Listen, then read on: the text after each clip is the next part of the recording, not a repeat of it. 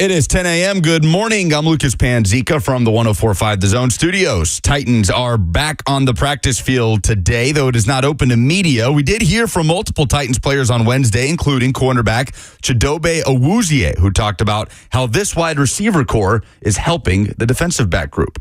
Coach Callahan's system is very offensive friendly, very receiver friendly anyway. So, that's a system that we'll be facing a lot during the year. And, having the pieces like we have going against them each day is only going to make us better. We will hear from more Titans coaches and players next week at minicamp. The NBA Finals are set. Luka Doncic scored 36. The Mavericks routed the Timberwolves 123-104 in Game 5 to win the Western Conference and move on to play the Celtics in the Finals. Game 1 will be next Thursday. In the NHL, the Panthers took a 3-2 series lead with a 3-2 win over the New York Rangers in Game 5 of the Eastern Conference Finals on Thursday. For all your foundation repairs and waterproofing needs, visit USSTN.com. Breaking news at once on your home for the Titans and Vols. This is 104.5 The Zone.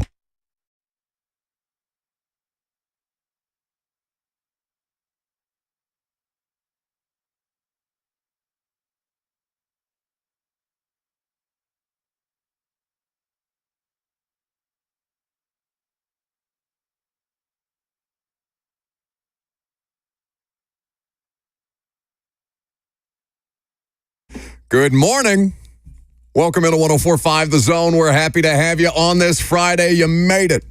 The weather is fantastic. Morale is high. We got Coach Mack in about an hour and 20 minutes. We can't wait to talk some OTAs with him. We've got the NBA Finals set as of last night. You heard it in Lucas's update. Luka Doncic will have his, I've said that so many different ways. Doncic, all of it. Luka is going to go with the Dallas Mavericks after clinching the Western Conference Finals last night, doing it in dramatic fashion, doing it with no doubt in anybody's minds that they should advance over the Timberwolves, leaving Karl Anthony Towns in the fetal position, just left to be a meme in the dust as they advance to his first NBA Finals. And Kyrie Irving, as his 1B guy, gets an opportunity to take down the Boston Celtics after how poorly things went there. You can call the show if you want to interact. We'd be happy to have you at any point for the next 3 hours. 615-737-1045. That's the number. You got the F&M Bank chat, Facebook, YouTube, Twitter, and Twitch. I see Slay hanging out in there. He hasn't decided to take his mid-morning nap yet, so it's lovely to see Ron Slay. Always good to see you guys in the comments. If you're hanging out on YouTube, throw us a like if you would be so inclined. Good morning, boys. Good morning. I've noticed something. Our cicada overlords seem to be backing off a little bit. It's true. Seeing them less and less. I'm hearing them less and less. Do you miss them? No, but I'm frightened. I think they're planning something. It feels too safe, too quiet. Are you also experiencing this impending sense of dread, Jackson, because the cicadas are not, constantly... Are they the most unathletic bug? The way that they fly? No, they are sneaky athletic. No, they're not sneaky athletic. Yeah, Have you seen these bumbling buffoons wander through the air? I've seen them attack people. I've seen them flying into people's faces and their eyes and their cars. Yeah, but not on purpose. You don't know if it's on purpose. When's the last time you talked to a cicada? I see the cat bring one in its mouth into the house on a regular basis. Although less and less, to your point. It seems they got all washed out over the weekend in the storms. Though apparently this is something that's supposed to isn't there supposed to be another wave? It doesn't just go away. I think the hatch happens in 3-week increments. Is there not another wave of hatch cicadas that are living underneath us, ready to emerge and overtake us as Lucas fears? I'm seeing their wings everywhere. Just cicada wings by themselves, just all over the place. Is this the cicada bye week? Oh, excellent. Are they lulling us into a trap, a false sense of security? Because, it's just their carcasses strewn across the side of the highway because they're too busy flying into people's cars. And just like a bomb goes off every time you hit one on the windshield. I drove from North Nashville by Kroger off Rosa Parks to Demumbrian today, and immediately my windshield just filled with cicada guts. No matter what you do. I do not feel safe. Do not feel safe. They're hanging back. They're watching film, figuring out ways to improve, to come back better. And I'm afraid at what that might mean for us. Feels less safe? You with the cicadas or Kyrie Irving heading back to Boston? Because I cannot imagine about that for a transition. I can't imagine. Now, he was on SportsCenter with Scott Van Pelt last night. I stayed up to watch the press conferences and stuff like that because it wasn't much of a game, so you're just looking for something to watch after. And God forbid I turn on baseball, but still. So he's visiting with Scott Van Pelt on SportsCenter, Kyrie Irving is, and Van Pelt asks him the question. How do you feel about getting the opportunity to take a crack at the Boston Celtics after a bit of a long layoff between his time in Boston and where he is at this point in his career? And this was Kyrie Irving on SportsCenter with Scott Van Pelt last night. Look at that blank stare. Look at that blank stare that you are getting from Jackson Williams. He didn't even go looking for something. He just stared right back at you. As in, I have no idea what you are talking about. Jackson. Yes. Can I hear from Kyrie Irving? If you give me a second. Oh, my God. Found it. Play it. This is the biggest stage there is, Kyrie, and this journey will lead you back to a place that was part of a journey in the past. And it's a lengthy layoff, but you get an opportunity to go against a very talented Boston team. I would let you enjoy this and not ask the question now, but this is our one chance to chat before the finals. So just a first thought of what that represents, an opportunity to play against that team. Yeah, man, I'm at a place in my life where I don't even consider, those past moments. I was able to unpack them in a healthy way, move forward as a person. I had a rough time there when I was in Boston, again, just dealing with death in my family and dealing with a lot of off-court stuff that I wasn't ready to handle. So now that I'm in a great place to be able to vocalize how I'm feeling, I'm ready to go back into Boston and have fun with my teammates. I know we're going to be locked in. And we're going against a great Boston team that has earned their way to the NBA Finals. So I just see them as a formidable opponent, an honest opponent, and we're going to see the best team that wins. Do you remember what it was like when he was in Boston? Toxic. Do you remember him burning sage on the court? I think he was with the Nets and maybe playing the Celtics for the first time, but those visuals of him walking around the court pregame with burning sage, trying to, exorcise the demons out of the arena. I don't know because I've been paying attention to the NBA Finals or the NBA playoffs throughout the course of this more casually. I don't have a real vested interest. And the games, despite the conference finals being lopsided, they were competitive enough.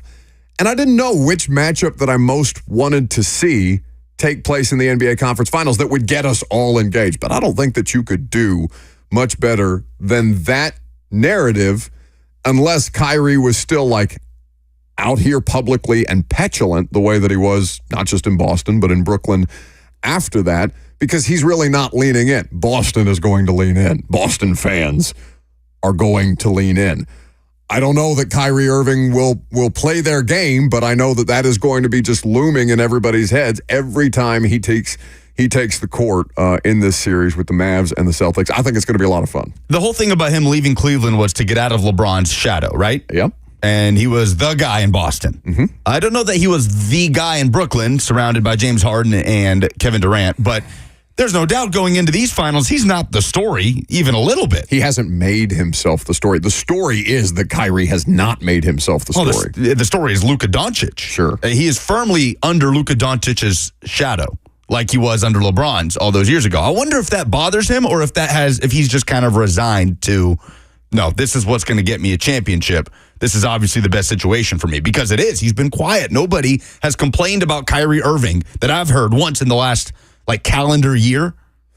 He's not being covered the same way in Dallas that he was in New York and Boston, right? So there's that.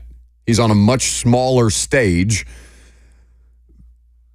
But he is also a big enough personality and with a big enough platform that he could cause problems if he wanted to. I think what you're seeing is legitimate growth. And it doesn't have to be resignation.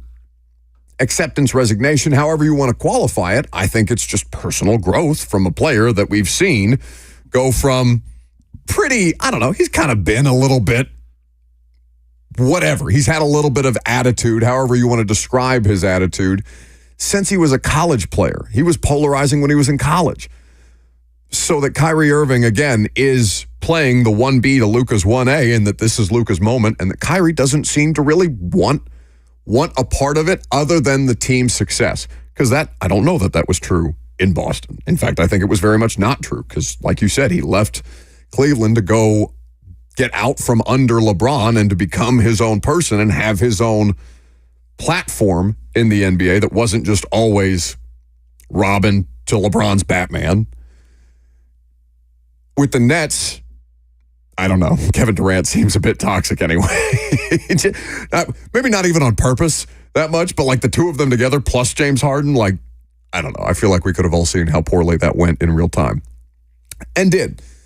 This is different. This is a more mature player who's still great, who's still excellent, but is less concerned about proving his excellence to all of us versus showcasing how his excellence can further elevate a great player who, I mean, I don't know that he's unprecedented in Luka, but like how many rec league dudes do you see out there balling the way that Luka does, looking the way that he does? I love Luka, man. He's just, it's like Jokic. It doesn't make sense to me. It doesn't make sense watching them because he's clearly exhausted the entire time, and I don't know how good a shape he's in or how much better he would be. You remember when Jokic lost all that weight after looking like basically a loaf of bread his entire career, and then came back, I think, around the bubble looking pretty svelte for the first time, and how much of a difference it made. He could actually jump. Luka's one of those guys where I'm like, what would you actually be if you got into real professional athlete shape as opposed to, I mean, he's obviously a professional athlete, but you don't look at Luka. He gets a little bit of the Patrick Mahomes thing, the dad bod stuff, right? Yes, for sure. Especially everybody's giving Patrick Mahomes a lot of hell for how he's showing up to OTAs. Have you seen that? Oh, yeah. Well, from one picture of him walking up to the facility. It's the shirt.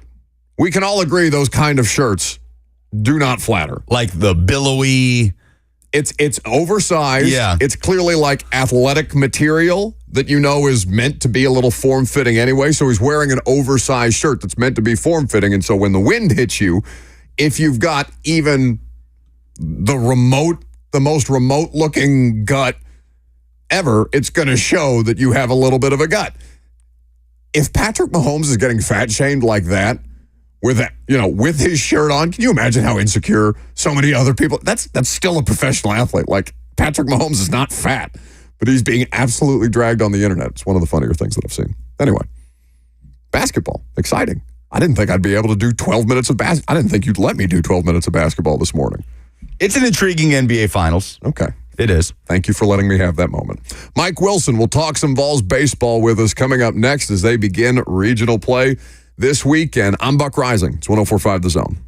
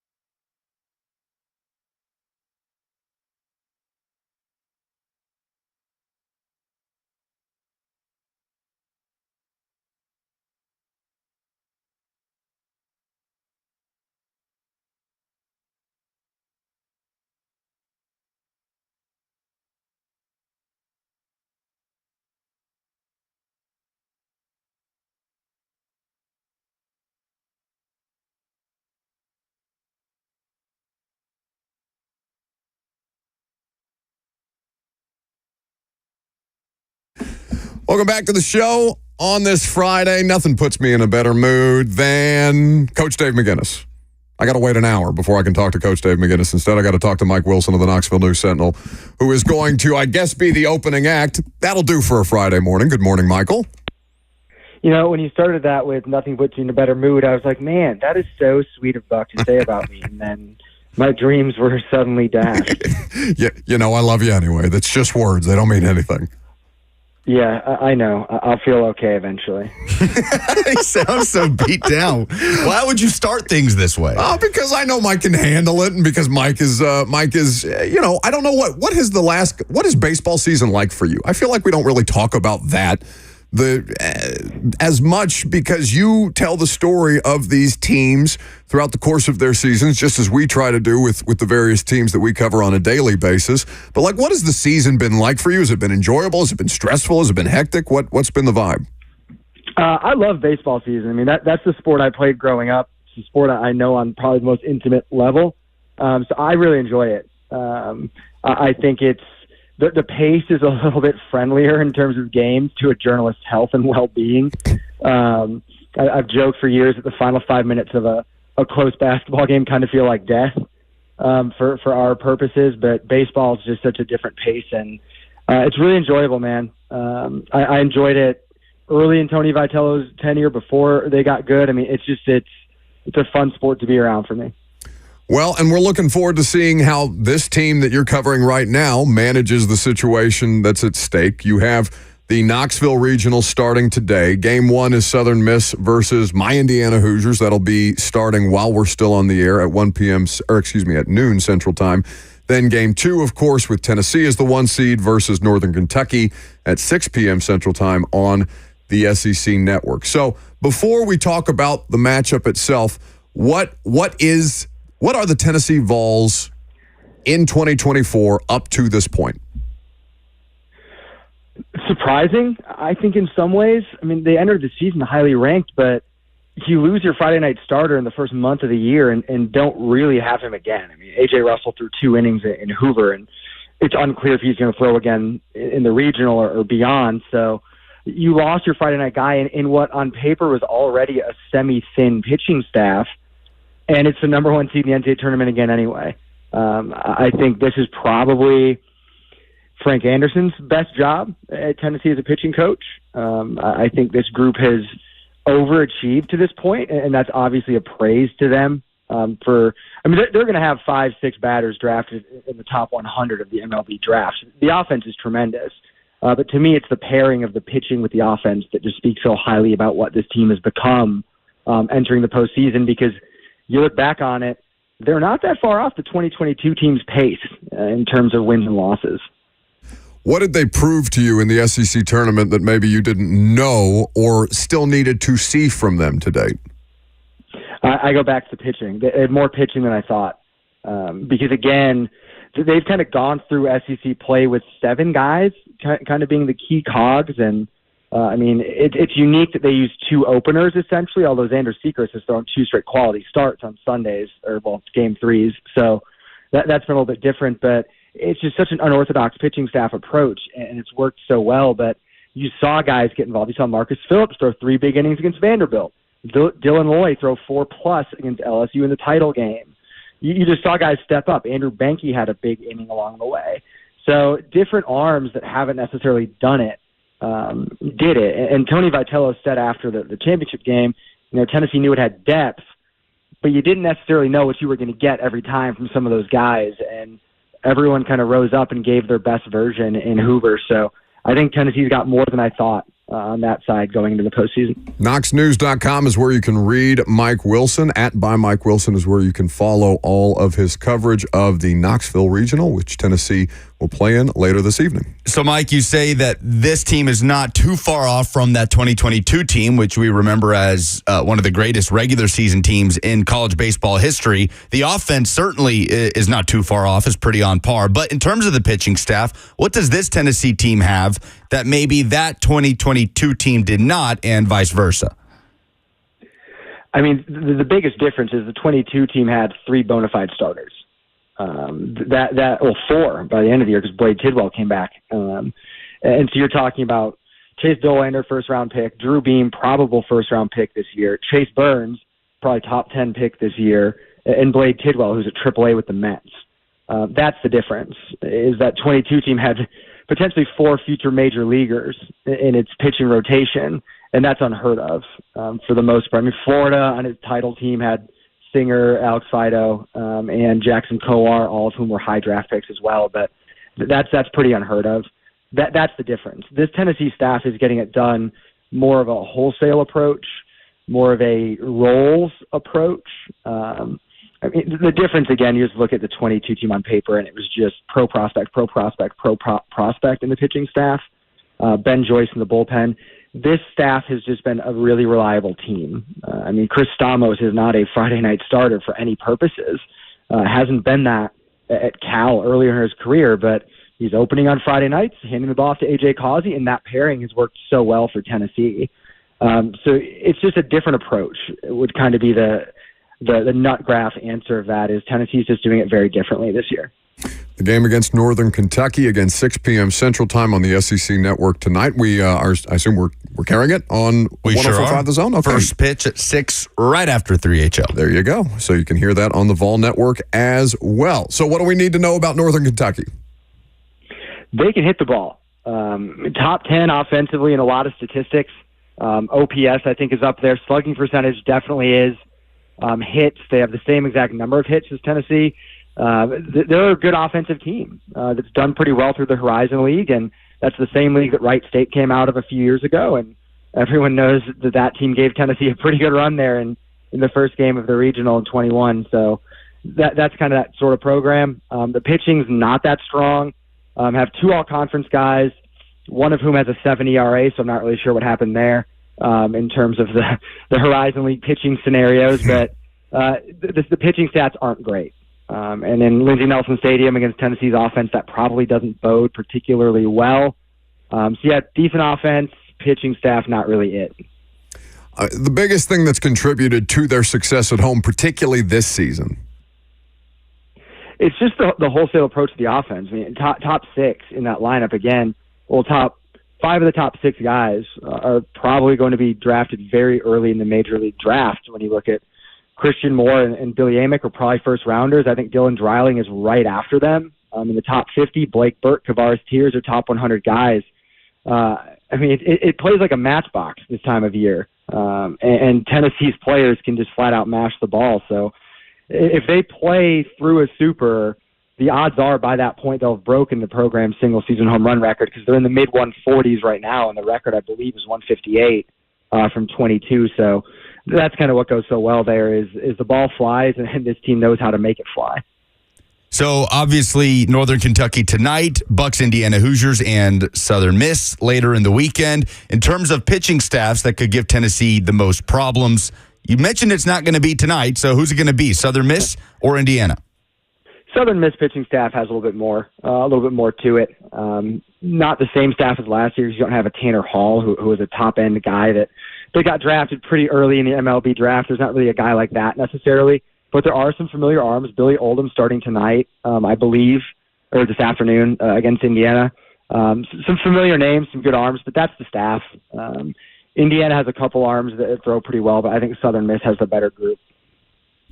He's Mike Wilson. Knoxville News Sentinel is where you can read the coverage, knoxnews.com. Of course, the website by Mike Wilson is where you follow him. What are you most looking forward to seeing today? Just seeing postseason baseball back at Lindsey Nelson, I think. That wasn't something that Tennessee experienced last year, with obviously being at Clemson and then in Hattiesburg, which was terrible. But so having that postseason scene again, I think is going to be pretty cool. Because it was really special in 21 and 22, but now you've got the more renovated facility, the left field line bigger and built out. So I think it's going to be a pretty cool environment to see what Tennessee fans bring out for this weekend. When's the last time you ate at an Applebee's? Honestly, it was like 2019. Oh my God, something like that in Columbia, Missouri, because nothing in Columbia, Missouri is open past like 7 p.m. for some reason. So I was ravenous and. There was like a Texas Roadhouse or something, and there was like a 45-minute wait. I'm like, forget that. Went to the Applebee's next door, and got served basically raw chicken. Like the chicken looked like ham. So wait, your whole crusade against the city of Hattiesburg is over a restaurant that you don't even care about, Applebee's? Well, no, that was just more of the fact that I feel like the NCAA ignored some really important metrics. You can't eat good in the neighborhood in the city. Is that city really cut out to host postseason baseball? And Hattiesburg couldn't maintain an Applebee's. So is Hattiesburg really cut out for postseason baseball? I don't know. The environment was great. The facility was great. But I think that people were hungry because they couldn't find an Applebee's. Every part of me wants to kick you off the radio show after that pun, but that's okay. Mike Wilson of the Knoxville News Sentinel here with us on 104.5 The Zone. So many interesting characters in this, always with Tennessee baseball, but it is a different cast than the previous record-setting group that had so much success in the regular season and having so much success in conference play. And the dad hats or the daddy hats, the fur coat. I know it's still slung somewhere in the dugout. If anybody wants to bust it out, but this just seems to be a different vibe. Whose story in particular, coach, player, have you enjoyed chronicling the most this season? Man, I wrote one a few weeks ago about Dylan Dreiling that I really enjoyed because I mentioned him earlier. He's probably a top 50 MLB draft pick, and I'm not sure that people realize that. He gets lost a little bit, I think, in this lineup behind Christian Moore, Blake Burke, Billy Amick. I kind of called him the quiet superstar in that because he's a quiet person, but just a very special hitter. Looks like a future big leaguer. He's got a lot of raw skills, and that's a guy I enjoyed writing about because it's just like, man, when someone's that good and people might not know it, I enjoy bringing those stories to light.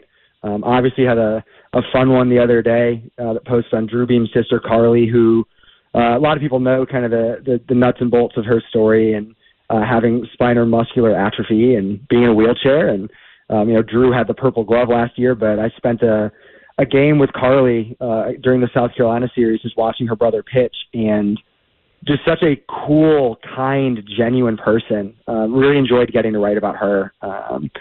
Because, sometimes people, I think you see someone who's a wheelchair user and that's so much of what defines them. And it was so special to me to get to see, no, here's what defines this person. Here's what makes this person who they are. And here's why such a popular, happy presence around Tennessee baseball for the past 3 years. Look at you. You're a writer. How about that? Every once in a while. @ Mike Wilson is where you can read him. Buddy, enjoy the postseason baseball. We'll look forward to what you're writing at knoxnews.com, and we appreciate you stopping by. You do make my Friday, Mike. It's true. Yeah, I hope to make you as happy as Applebee's makes some people next time. So not Mike Wilson. Yeah. So food poisoning is what you're wishing on I'll me. text you guys a photo in a second. You can enjoy that. Goodbye, Michael. See you guys. That's Mike Wilson of the Knoxville News Sentinel with us on 104.5 The Zone. So, Tennessee at home. Excellent. 149-24 when playing at Lindsey Nelson Stadium since the start of the 2020 season. 35-3 record at home this year with 6 series sweeps. That is what Northern Kentucky is up against tonight, and every team that Tennessee will play in this Knoxville Regional. So any slights about having to play in Hattiesburg not that long ago can be forgotten, and we can all move on. Yes? Yes. Vanderbilt throwing first pitch in about 25 minutes as they take on High Point. They are at the Clemson Regional, which, as Mike pointed out, is where Tennessee was and scraped by as they got out of it last year on their way to the Southern Miss Super Regional. So see what Vanderbilt can do with an early first pitch that we can keep people updated on. But yeah, it'll be interesting. It'll be an electric environment in Knoxville. It's crazy to think how similar in record and offensive metrics this team is to that 2022 team. That 2022 team for Tennessee, just so much more boisterous and just like the 2021 team. People hated the 22 team. Right. The 21 team had that to an extent. I don't think people really expected them to get to Omaha. Then the 2022 team was dominant all season. They don't get to Omaha. And then last year, Tennessee is having a dreadful first half of the season. They turn it around with that sweep against Vanderbilt. They have that late season resurgence to unexpectedly get to Omaha. And this year's kind of in the middle where they've been really, really good, just a little more scaled back in terms of the off-field stuff, so to speak. and we'll see what they can accomplish at the end of the year. I do wonder what constitutes success. Is the Tennessee fan base at a point where it is national championship or bust? Like, if you do not win the national title, it is a disappointing season. Are we at that point officially? Yeah, for sure. I mean, hell, Lucas, didn't, and I don't want to speak for you, but weren't you a little bit disappointed that Barrett Sallee wasn't going along with your championship expectations for the football program, and the baseball program is considerably ahead? Well, for me, it was playoff expectations for the football program. Barrett pushed back a little bit when I said in the building, Tennessee should absolutely expect to be in a 12-team playoff at the end of the year. I will stand by that. But yeah, with the baseball side, you cannot call yourself a power in a certain sport if you are not winning national titles. Like SEC titles, to me, as good as the SEC is, are not good enough for you to say that you are an established college baseball legitimate powerhouse. How can you say that if you're not winning College World Series? I laughed when we last talked about, when we talked to Barrett Sallee, by the way, because our buddy Connor Coppola texted me and said that Barrett Sallee guy is going to upset a lot of Vols fan. They think they're guaranteed the playoffs. And, of course, famously, well, maybe not famously, but Connor, as a suffering Florida State fan, is being begrudged a playoff appearance as of late. So he's probably just kind of, I feel like a little bit bitter. Mike Wilson just sent us this picture of the boneless wings he ordered at that Applebee's in Columbia. And, oh, my God. Oh, it looks like tuna. It's horrifying. It is absolutely horrifying. Can you imagine biting into that? Oh my God, it's so pink. Oh. I feel like we have to go to break. I'm going to throw up.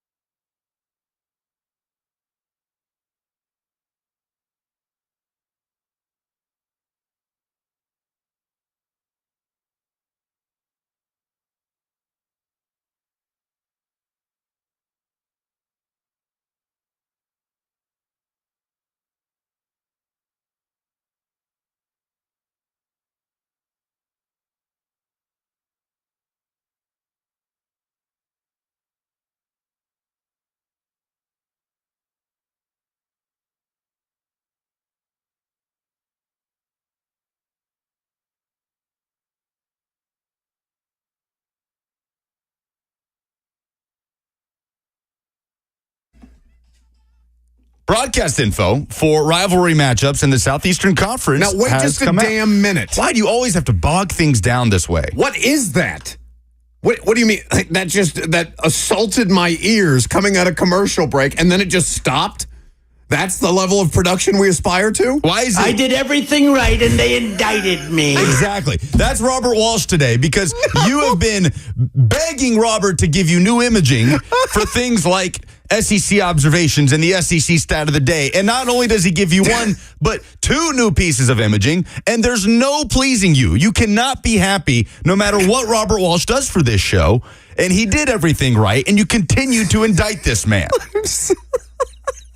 There's no winning for Robert Walsh. I think he did a great job with that imaging. Jackson so successfully played defense against me there because he knows how bad I want the Trump trial. Can I just hear it again? Just one more time. I did everything right, and they indicted me. That's Robert Walsh today. After probably eagerly tuning in to see how you would react to just how hard he worked as he perfectly crafted our new piece of imaging for the SEC stat of the day. Anyway. What is the stat of the day? We've talked a lot of SEC baseball with Mike Wilson, but there was news out of SEC meetings in Destin this week. Obviously, Greg Sankey and SEC head coaches talking about several key pieces, key topics. Nothing new has really come out of it other than Greg Sankey talking about where they need to be in the general direction of college athletics. Nothing we haven't heard before from Sankey, but we do have broadcast info for rivalry matchups and just a couple of key things. So the Egg Bowl is returning to Black Friday. It had been on Thanksgiving in recent years, and Black Friday had kind of been left open by college football, and the NFL stepped right in. What was the Black Friday game last year? It was Jets-Dolphins. That sounds right. I believe a Dolphins blowout win. So college football coming back to Black Friday with the Egg Bowl. Also, Georgia Tech, which has always been played on a Saturday in the modern era, is also going to be played on Black Friday. So college football grappling back Black Friday with these two rivalry matchups. And the Red River Shootout, which has almost always been that noon Eastern, 11 Central kickoff in a Big 12 game on Fox, is now at 3:30 Eastern on October 12th. So that goes from noon Eastern to 3:30 Eastern with Oklahoma and Texas. And Jackson, do we have the Texas athletic director with Paul Feinbaum this week in Destin talking about the Red River Shootout and now how it fits in as an SEC rivalry? The Red River rivalry? At the beginning of my career, I saw it. It's ridiculous. It's the greatest thing ever. You may talk about the cocktail party, the Iron Bowl. It is nothing I like this where this is game going. I think at the state fair, because you have 300,000 people. I detected something there. 300,000 people outside. No, the Iron Bowl is awesome. Don't get me wrong. At night it's great. Same with but the cocktail party. But this game, is nuts too. You got to throw us a bone there, P-Dub. What's up, buddy? Joe, the University of Texas is not even an official member yet of the SEC, and he's already throwing shade on the Iron Bowl. Iron Bowl. No, the cocktail party. No. You'll be fine because we're not even allowed to call it a cocktail party. When your callers come in losing their mind, I was not throwing shade. What I was saying, it is an unbelievable environment. Oh, man. So you're already throwing a little sauce on it for no reason. Like, you've given me a gift. This is not right. Oh, it's the gift that keeps on giving the whole Come on now. Come on. All I was saying was it's an awesome game that you give. You talk about it. So that you're just running away from the SEC fan. Chris Del Conte, the Texas athletic director, on the desk with Oklahoma's athletic director on the Paul Feinbaum show, stirring the pot already. I did not have the ADs being the first one to start just to put some stuff out there like this in Destin at the SEC meetings. So it poses the question, how does the Red River Shootout stand up with the best rivalries in the Southeastern Conference? So, Buck, I narrow it down to these three, personally, and you can come at me if you have objections to this, but I think now, with Texas and OU in the picture, the three best rivalry games in the SEC are the Iron Bowl, the Egg Bowl, and the Red River Shootout. Do you have any objections to that? Do you think that I am egregiously omitting a rivalry matchup in the Southeastern Conference? No. I mean, I think Tennessee fans are going to want you to include Tennessee, Alabama, just because they feel like they're going to have more of a shot now that the boogeyman is gone and left them and they've already gotten one. but there's no disputing how lopsided that has been. League-wide, I think you've got the right list. Yeah, you've got the world's largest outdoor cocktail party with Georgia and Florida. You've got the South's oldest rivalry with Auburn and Georgia. There is legitimate animosity in those games, but these matchups are two teams that they hate each other more than they hate any other team in their conference or in the country. You cannot say that about Alabama, Tennessee, right? There are some older Alabama fans, I will say, that I think hate Tennessee more than Auburn. It's a generational thing for sure. But based on where we're at right now in the landscape of college football, I think that those are the three best if you had to narrow it down to three. So in the modern era, I do think Alabama and Auburn, the Iron Bowl is has just had more things happen in that rivalry game as opposed to the third Saturday in October. So if you want to go by oldest of these three, what do you think is the oldest rivalry? Red River Shootout, Iron Bowl, or Egg Bowl? Which of those three played their first game? I'm going to say Egg Bowl. The Egg Bowl played its first game in 1901. It is technically the newest of the three. 1901. Really? Okay. Well, is it Texas-Oklahoma? Texas-Oklahoma played for the first time in 1900. Alabama and Auburn played for the first time in 1893. Whoa. So the Iron Bowl is technically the oldest rivalry in the Southeastern Conference. Right, so I wasn't too far off. Eric in the FNM Bank chat says the cocktail party, you egregious SOB. So there is some pushback. You on me egregious SOB is what was thrown in your face. Is that the most unpopular opinion you've ever had? Oh my God, is Lucas controversial now? We put it to a poll. What is the best rivalry in the SEC? 71%, still with an hour left of voting, say the Iron Bowl. 20% say it's the Red River Shootout. 8% are going with the Egg Bowl. I think the Egg Bowl deserves more of a conversation than this poll is indicating, just from a pure, unbridled hatred perspective. Well, and that's the thing that I think, at least locally, because we do have some Mississippi State fans, but there's plenty of people living in Nashville that went to Ole Miss, God knows. But we're talking to a local audience for sure, and if anything, my Twitter mentions where this is being voted on and is going to be heavily Tennessee skewed, one would imagine. So it's probably not being given the proper credence. The best argument is for the world's largest outdoor cocktail party, which we can't call it. What are we now calling it? I don't know. I don't know what its official... Florida-Georgia line? Like, what are we calling this thing? Yeah, I'm not sure. Now, it is true that the Deep South's oldest rivalry is the oldest rivalry in the SEC. They played their first game in 1892. Okay, but does it really feel like Georgia and Auburn have that kind of animosity? Ooh, yeah, they hate each other. They really hate each other. Yeah, maybe Dawn would be a good person to bounce this off of, because God knows Dawn Davenport is regularly willing to show hate when it comes to SEC football. Jim freaking Nance on the FNM Bank chat says, Egg Bowl, what the hell? Those two teams sucked for years, never relevant. But that's not what this is about. It's not what that's about. It's not about the height of the competition. It's about the level of hatred. The way that it makes me smile every time I see something, that's even remotely critical or inflammatory about Purdue. The way that it gives me joy. Or Kentucky. I hate Kentucky basketball with every fiber of my being. And you know what I love? The fact that Kentucky fans hate me just as much, and that we know this. We know I have plenty of friends in my life who are Kentucky fans. They know I love them. They know I hate their basketball team. And that's at the core of it, I think. What drives college sports is that ability to come together in any kind of a group as we get ready to go through another election cycle with people that you have one thing in common with. You've got a team or an alma mater that you have in common with. And no matter what your beliefs, no matter your race, your sex, your creed, your religion, whatever, you know that you hate that other team just as much collectively, and that is what unites you together. That's what I love about college sports. Yeah, hate. There's not this big brother, because Jim continues, says, then put Vandy, Tennessee in the conversation. No, it doesn't even remotely stack up. Vanderbilt fans have to care.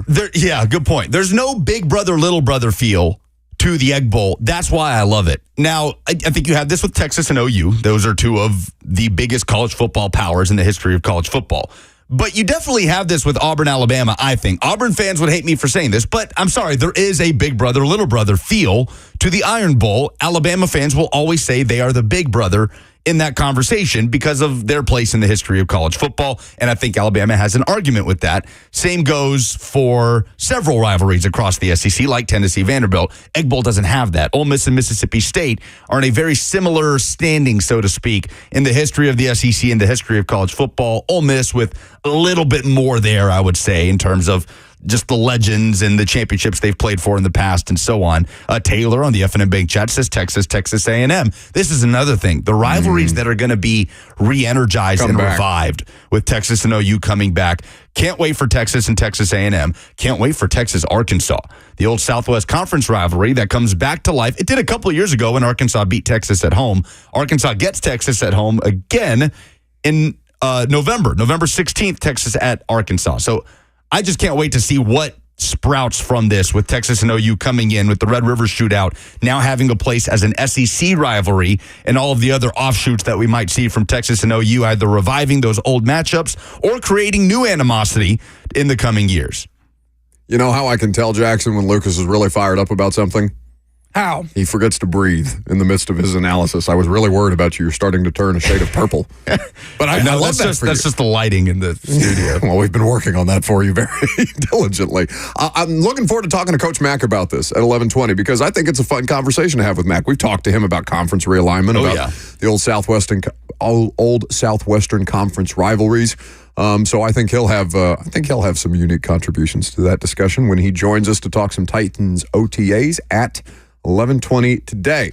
Coming up next, we've been previewing teams on the Titans schedule. You know what's going to be a fun matchup between these two, do we call the Titans and the Bengals rivals at this point? After recent history, there's certainly some fun storylines that we'll cover coming up next. I did everything right and they indicted me. Yeah.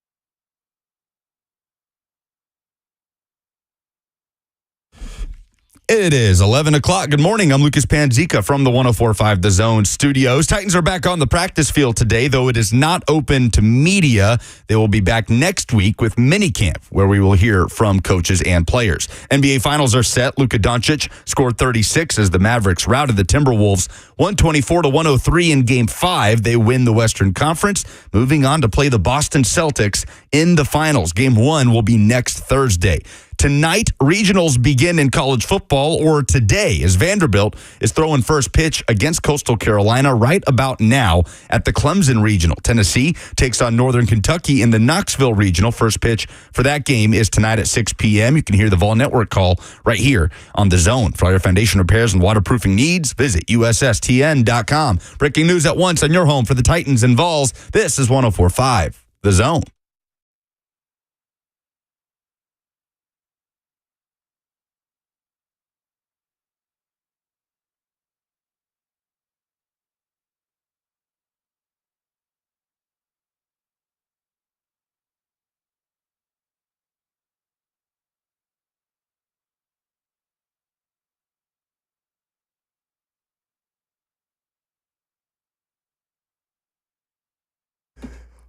We've been talking about the Titans' schedule for the last couple of weeks since it came out, 16 days ago? And in the process of that, we've been looking at teams on the Titans' schedule, storylines, refreshing our memories because we've been talking so much about one specific team that I don't think it's bad to kind of branch out. But the Cincinnati Bengals, who the Tennessee Titans will see at home late in the regular season, in the final month of the regular season when they come to town in Week 15.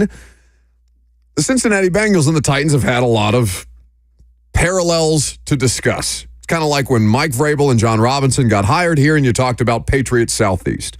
Well, it's no longer the Patriots vibes, right? And even that aura has changed, that whatever that feeling is, that culture that hovers in the locker room, around the facility, on the practice field, that started to shift.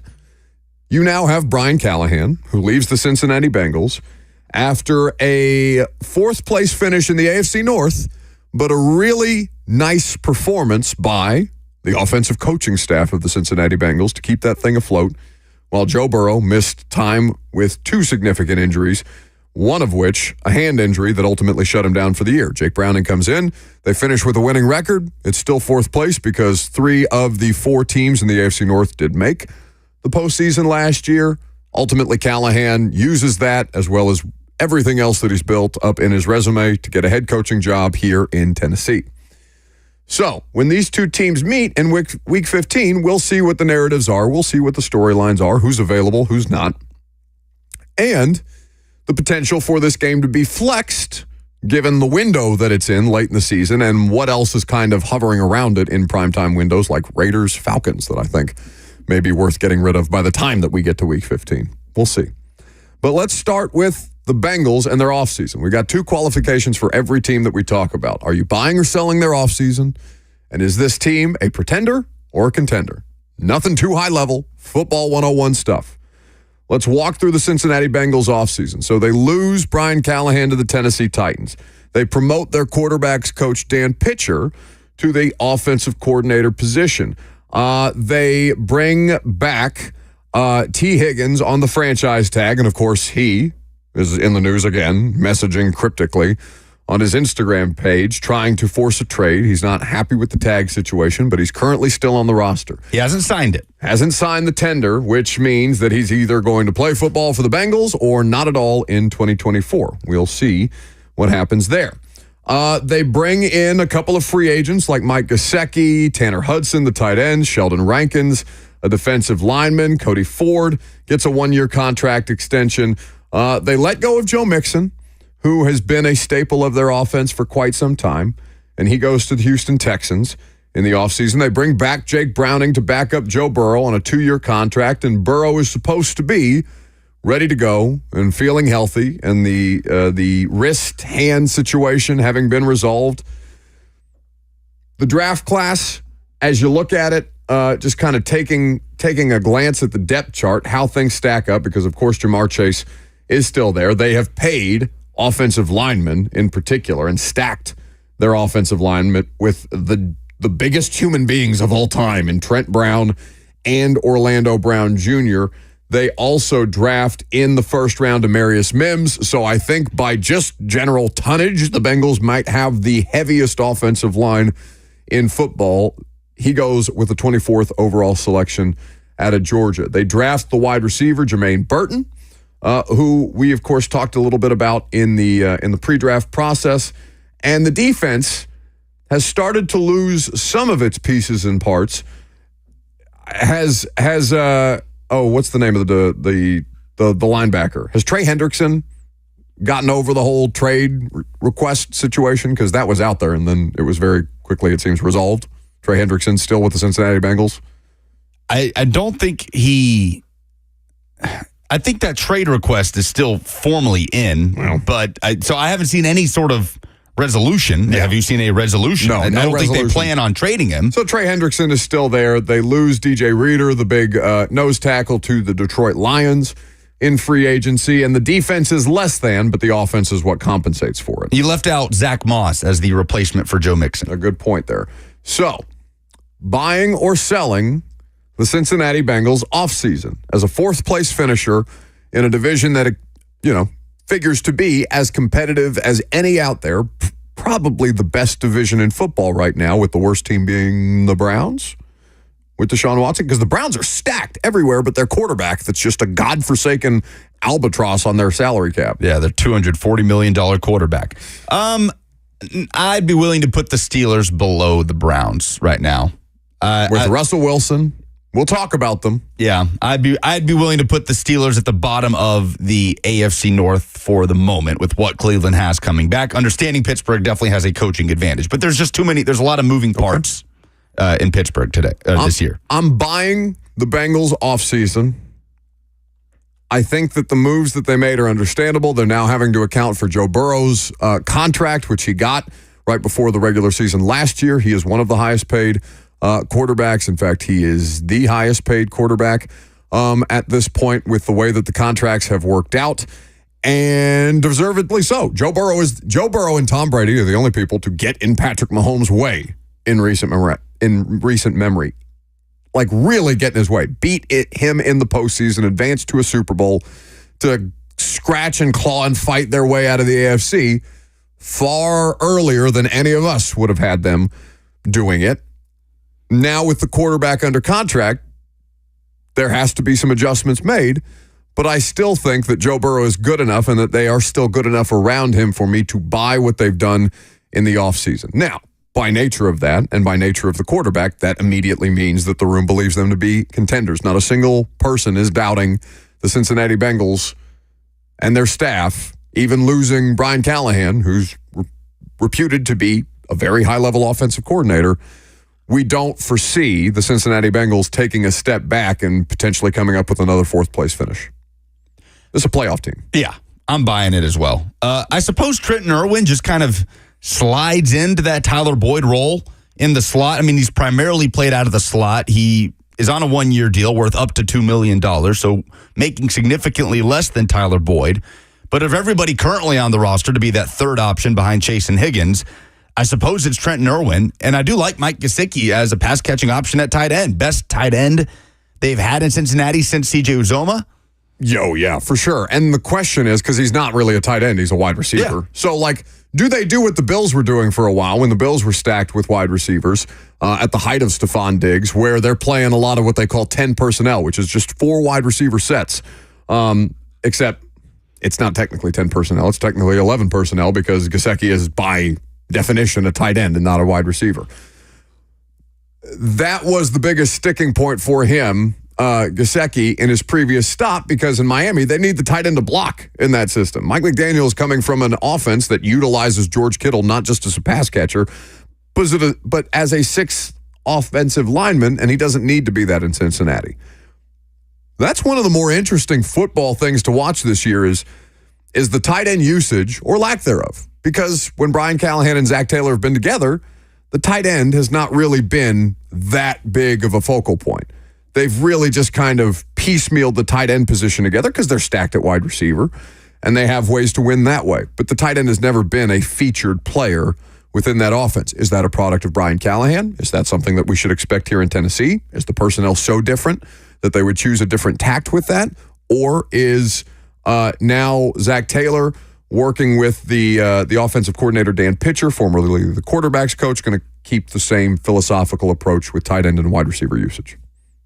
Joe Burrow and the continuity on offense makes them a contender to me no matter what. Like what you did with Josh Allen in Buffalo, if you're going to do that with Josh Allen in Buffalo, you got to carry that over to Joe Burrow in Cincinnati with the weapons around him largely remaining the same apart from Tyler Boyd. And because he's done it. Because Josh Allen has not done it. And I am a believer in the talent of Josh Allen, but I have seen with my own two eyes Joe Burrow slay the dragon, for lack of a better term. 615-737-1045 is how you join the discussion. You also have access to the F&M Bank chat if you want to leave some comments there. Throw a like on the YouTube video if you're so inclined. Danny is up next. Hey, Danny. Hey, guys. Just calling to anytime you guys talk about the Bengals, I got to call in because that's my team. But real quick on their offseason, one player that I think that you didn't mention that I think is going to be meaningful is the safety from Baltimore, Geno Stone, signing with the Bengals. They also brought back Bell, who had left and gone to Carolina. And that was a big hole in their defense because they lost Jesse Bates and Le'Veon Bell, or not Le'Veon Bell, I'm sorry, Bell, the safety. Von Bell. And thank you very much to free agency the year before. Their safety room was really, really hurting because Dax Hill, as a rookie, just could not fill that hole in. So they brought in some major safety help to help people like Mike Hilton cover in the slot a little bit better. And to correct the record, Trey Hendrickson has pulled back the trade request. They have worked out the issue that they had and are actively working on an extension for him right now. Thank you for the call, Danny. We appreciate it. So filling in some holes there about the Bengals offseason approach. We have regional baseball on Vanderbilt and Coastal Carolina right now. Top of the first, 1 on, 2 outs for Vanderbilt, and Coastal Carolina currently at bat. 615-737-1045 is the number. We'll take more of your phone calls on this. We'll get into some stuff with the Tennessee Titans. Coach Dave McGinnis will also join us. Oh, it's already time for Coach Mack. Coming up next.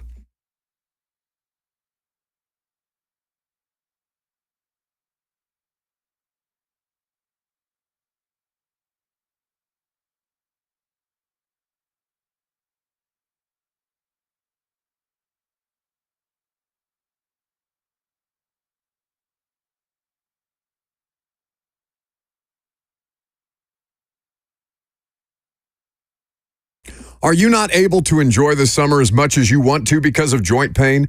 This is the best time for being outdoors, but not if your knees, shoulders, back, or hips are hurting. Hey, it's Buck Rising, reminding you that you don't have to suffer any longer. Non-surgical joint pain relief is here at QC Kinetics. You should call them today. QC Kinetics is the nation's leader in regenerative medicine with lasting joint pain relief that comes with no surgery, no drugs, and no downtime. QC Kinetics advanced treatments harness your own body's ability to restore and repair damaged joint tissue so you can walk, run, hike, play golf, and move again pain-free. Their advanced protocols have enabled tens of thousands of patients to reclaim their mobility. So stop putting it off. Take action now and live your best life again with QC Kinetics. 615-249-4024. That's 615-249-4024.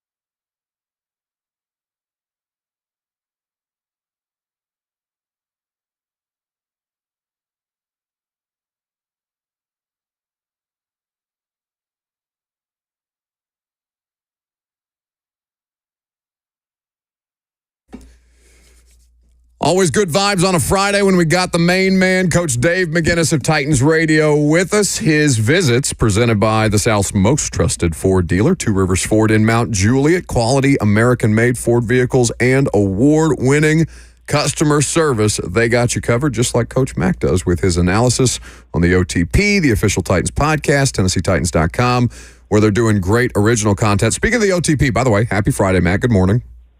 Hey, Buck, Lucas. I already talked to Jackson, so I got all my bases covered.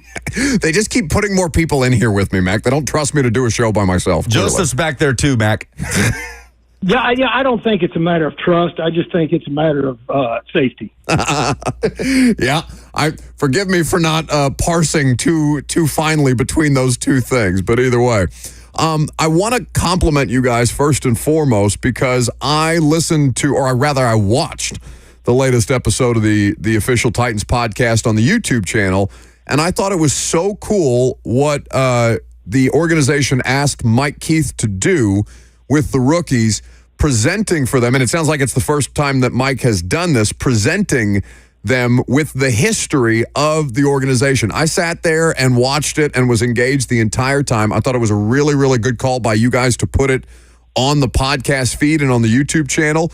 And it was just cool to kind of have Mike walk them and, by extension, us through the history of the franchise. Yeah, I was in there. I was in the team meeting room with him. I went in with him, and it was to me it was so very well done by Mike Keith, and I give Chickajai and then of course the Titans organization for asking Mike to do that, because it's so relevant, and it's especially relevant here because there's a rich history with this club going back to when Mr. Adams started it as the Houston Oilers. I mean, and so to me I was just I sat right there and listened to all of them, just all of his presentation, just like those rookies did. I'll tell you what the incredible part of it is that, of course, Mike Keith's preparation is immaculate for anything that he does. But he prepared clearly like you knew he would. But he went in and did that entire thing. And if you listen to the detail, never looked at a note. Looked at a note. It was all just right there. And, I mean, it is his ability to be able to do that and to recall and to understand the importance of it. And those players really, they all, as we were leaving, he walked out the door, and then as they were coming out, they all stopped and said, thank you, because it was impressive. And it was very, very well done. And again, another nice move by the organization as far as just letting those players know what they have a chance to be a part of.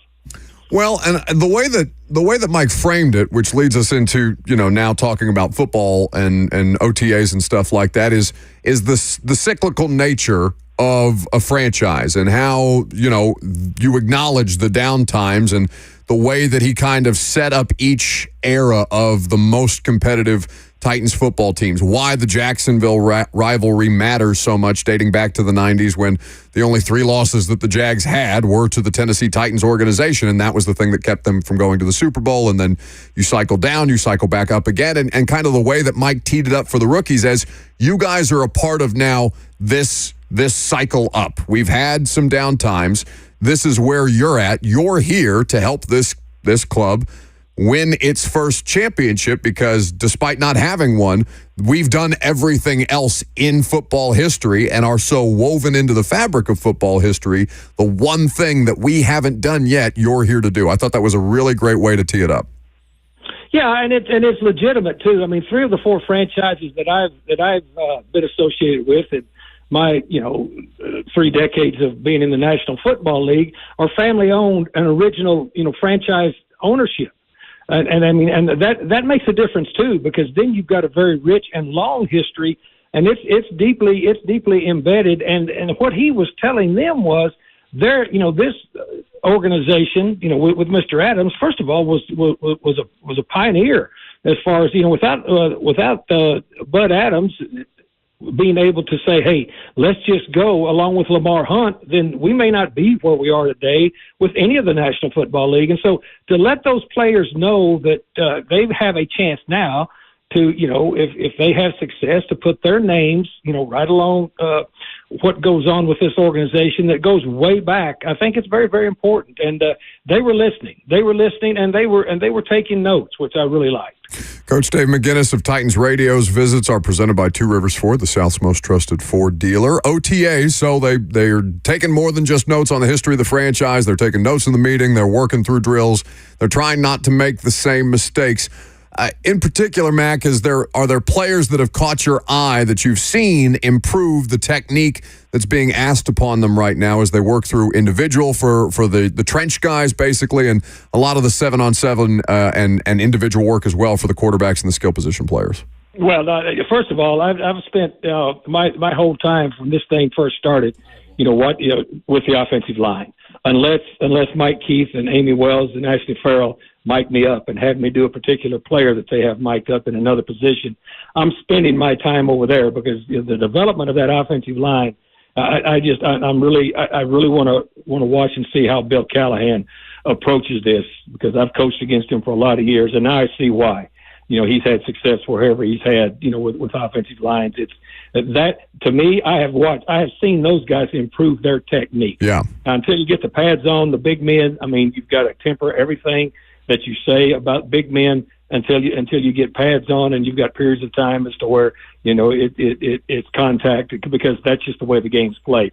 But watching him go from the base elements of the techniques and just his consistent, finite, every day.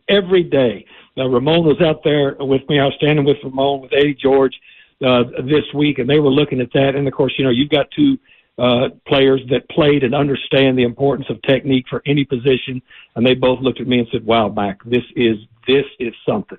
And they're right. And because when you watch detailed coaches work, it's fun. And then, you put elite coaches with players that have elite talent and elite ability to develop. It's a lot of fun to watch. But I've watched that offensive line group improve, because it's new to all of them. Even it's not just rookies that this is new to. This is new to the guys that were here last year, or the guys that have come in from other clubs now. But they are getting a PhD in what the techniques are of the offensive line. That is fun to watch. Well, Mac, I just find it so interesting that you are actively, seeking your PhD over there as well, which I find so interesting, because you've done this for so many years. You've seen offensive line drills before and stuff like that, but specific to this team, and you understand as well as the fans, and we've talked about the offensive line group millions and millions of times over. I just think it's so interesting that that's where you've decided to just hang your focus on for the time being, and it sounds like for the foreseeable future. Yeah.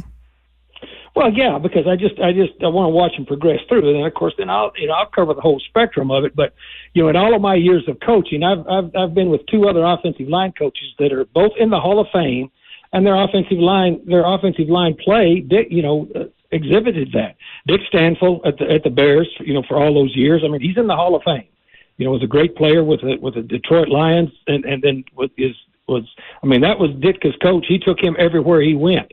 Just because of that, he could develop offensive linemen. And then Mike Munchak. Mike Munchak is superb as an offensive line coach. And then Bill Callahan.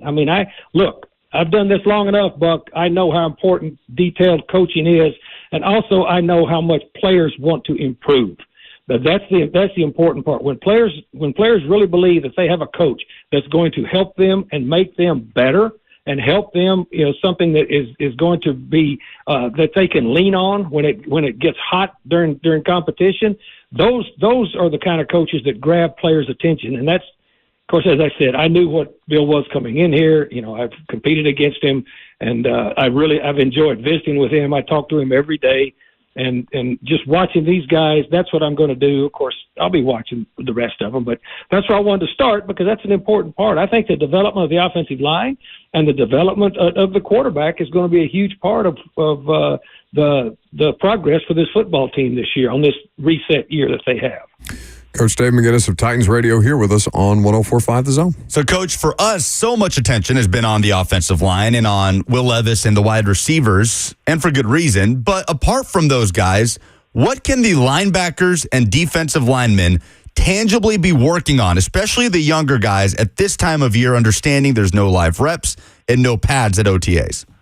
Well, it's diet discipline. I just walked off the field to come do this thing with you guys, and they were going through team adjustments defensively, and of course, Denard was talking to the linebacker, just like you were the green dot guy for me, Lucas, several weeks ago. Yeah, but he botched it. He botched it. You gave him 4 words, Coach, and he botched one of the 4. 24-yard X play right down the middle. I mean, unbelievable.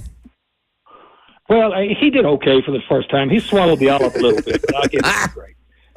But anyway, the thing that I was watching out there today is their adjustments, and the one thing that I have noticed, because once they go to team, of course, and I'm watching them. This is a very, very vocal defense, and I know that Denard and all these coaches experience that when you're on the field watching practice, and if you don't know anything about what they're doing defensively, if it's a talkative defense, both prior to the snap and then after the snap and then during motions, then you've got a defense that's dialed in together. Anytime you've got a quiet defense, then you've got a defense that is not very confident in what's going on. This is a very, very talkative group right now, and this is how they're coached. To be able to emote what's going on, because that's the number one thing. Communication is so big, especially nowadays with as multiple as offenses are. I've seen that from the jump with this group. Of course, it doesn't surprise me because I've worked with this group of defensive coaches during my coaching career, and so I know what they are. But you can see it now in their players. Mac, just a quick pivot to some college football stuff that we were talking about earlier with the meetings going on right now in Destin and at the SEC expanding now in 2024 with Texas and Oklahoma. Lucas had posed the question to me about the most heated SEC rivalries that now include the Texas-Oklahoma Red River Shootout.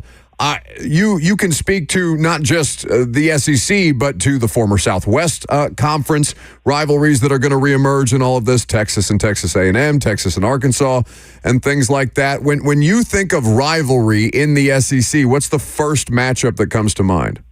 Well, now, are we talking about from the original Southwest Conference, or are we talking about in totality? I'm talking about now that we have the SEC Conference realignment. When you think of hate, what with those parties now included, is there one that's greater than the other? For example, we brought up the Egg Bowl and how much Mississippi State and Ole Miss fans hate each other.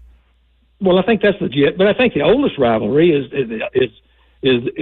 the Iron Bowl. I mean, that's been going on forever, right? I mean, that I think that you can't say that there's anyone anymore that has any more longevity than that one. There's a couple of them that are probably pretty close. But if you go back to the Southwest Conference, the guys that are playing now, look, that Texas A&M thing is legit.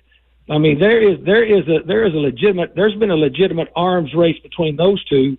When I was involved in the Southwest Conference, with Frank Broyles and Darrell Royal, I mean that was legit, and it will be. But at Arkansas, but the Texas A&M thing, guys, that's there's no love lost there. And then I like the fact that you said Red River Shootout, because that's the way I grew up with it.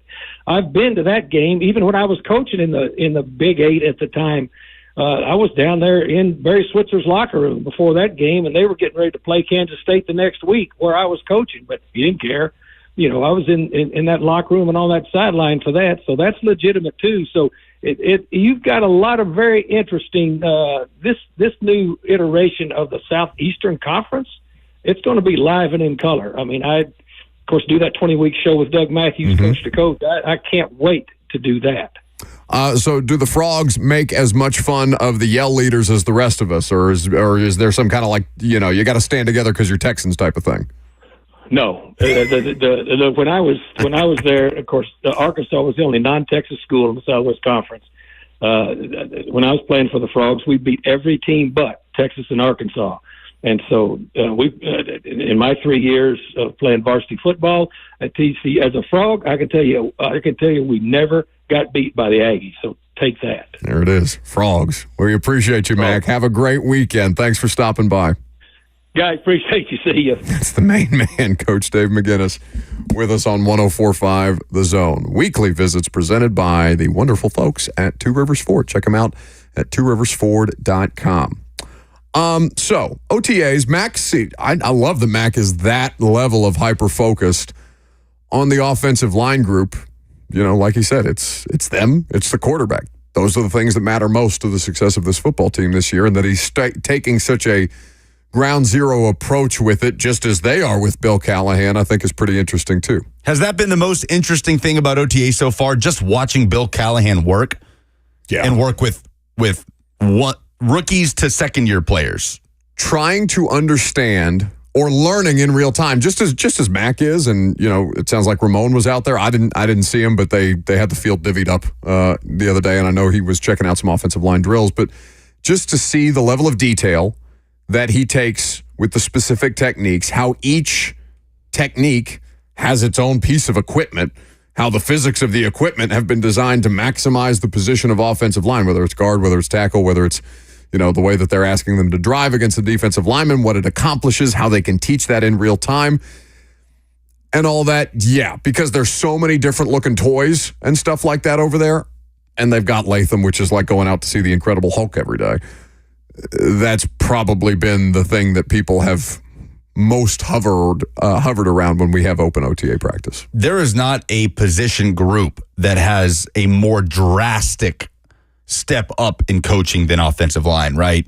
I mean, how can it really doesn't matter who the offensive line coach was before. There would have been a gulf. No, but it does, because if the offensive line coach before was Mike Munchak or something, right, or somebody that had been doing it for 20 years, not as much of a gulf. And with all respect to Jason Hotaling, like Jason Hotaling and what he was last year, his first ever season as an offensive line coach in the NFL, let's say he goes on to have a great career as an offensive line coach, and in 15 years, he's the O-line coach of the 49ers, and they've got the most dominant O-line. That Jason Hotaling, 15 years from now, in that hypothetical world, how different will that Jason Hotaling be from the one that got his first opportunity with the Titans as an offensive line coach in 2023? Probably a lot. Like, that was the first version of Jason Hotaling learning what it was to be an offensive line coach in the NFL after, 1 year as an assistant under Keith Carter? Yeah, he was here as an assistant. And then prior to that, the Wagner days? He was the head coach of Wagner. Yeah. Yes, D3. Mm-hmm. So think about just how drastic that is between a guy in his first year coaching offensive line in the NFL after 1 year of being an assistant O-line coach to Bill Callahan. Like, no group has a more drastic change in terms of the environment, the coaching environment that they are in. I mean, who's second? Levis, just because of just the overall theme of the coaching staff and how quarterback and offensive driven it is? Yeah, there's some unknown commodities, at least to me, with the off-ball linebackers. Frank Bush having that length and depth of knowledge of that position, and having the institutional knowledge here, of course, with the organization. I don't think I would have to go through the coaching roster and kind of compare and contrast, because there's some interesting cases to be made there. Like, D-line coach has been well coached. Very well. D-line has been well coached over the years. And I know Titans fans don't want to hear it, but I think the wide receivers have been, I agree, have had a great coach, if not the injury and the AJ trade really derailing what they could have done. Yeah, Rob Moore. Rob Moore was great. What Rob Moore got out of Nick Westbrook-Akina and Khalif Raymond and players, absolutely. So there are different position groups to talk about in this regard. D-line and wide receivers have been well coached in the past, but offensive line and quarterback, I suppose, probably have the widest gaps from what they were operating under last year to this year. Kyle is in construction up next. Hey, guys. My question is, I really would like to get T. Higgins. What would it take to get him? Would it Burks? I mean, I know you said earlier, Buck, that they're pretty strapped for cash because they got to pay Chase and they got Burrow already. I mean, Burks is cheap. He's supposed to be like T.O. apparently. And or would you do Hopkins, who's a little cheaper but still, a quality player? And I think he would fit in better with their system. Thanks for the call. I wouldn't trade either, and I'm good on the T. Higgins thing. So, I understand why Titans fans get everything on their wish list, and now they want more, which is funny. The Bengals aren't going to move him. Like, everybody has a price. So I'm not going to say outright that the Bengals couldn't get a Godfather offer that would make them have to move T. Higgins. But to date, they don't have it. And like I said, he has no leverage in his situation. So beyond another fan base wanting him, I don't know that there's anything I don't think there's anything imminent with T. Higgins. Vandy down 4-0 Coastal with runners on corners. That happened real fast in the regional, in the Clemson regional, as Vanderbilt and Coastal Carolina squaring off right now. 615-737-1045 is the number if you want to join the discussion. Okay, I've got Friday Fire. What do I have to give away, Jackson? Do you know? Do you know today? I do know. It is Jim Gaffigan tickets for June 1st at the Ryman, right, Lucas? Jim Gaffigan, funny guy. Did you hear the lack of confidence in him when I said, do you know? And he said, right, Lucas? Yes, Jackson, you're correct. 615-737-1045 is the number. If you want Jim Gaffigan tickets, call that number. And when you call that number, tell Jackson that you have some Friday Fire to give us, some positivity, something this week, whether it was sports, maybe you got a promotion, maybe the person that you hated got fired and it made you happy. I don't know what makes you happy, but you got to tell us coming up next. I did everything right and they indicted me.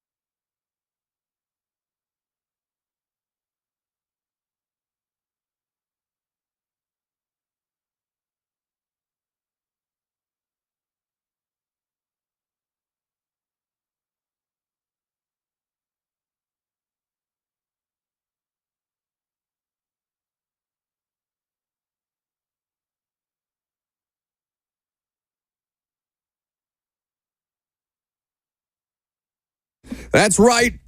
We got to get a little positive. We get to get a little positive. How about that? We'll put some spin on it right out the gate. Friday Fire, 615-737-1045. What are you celebrating? Did you get a promotion at work?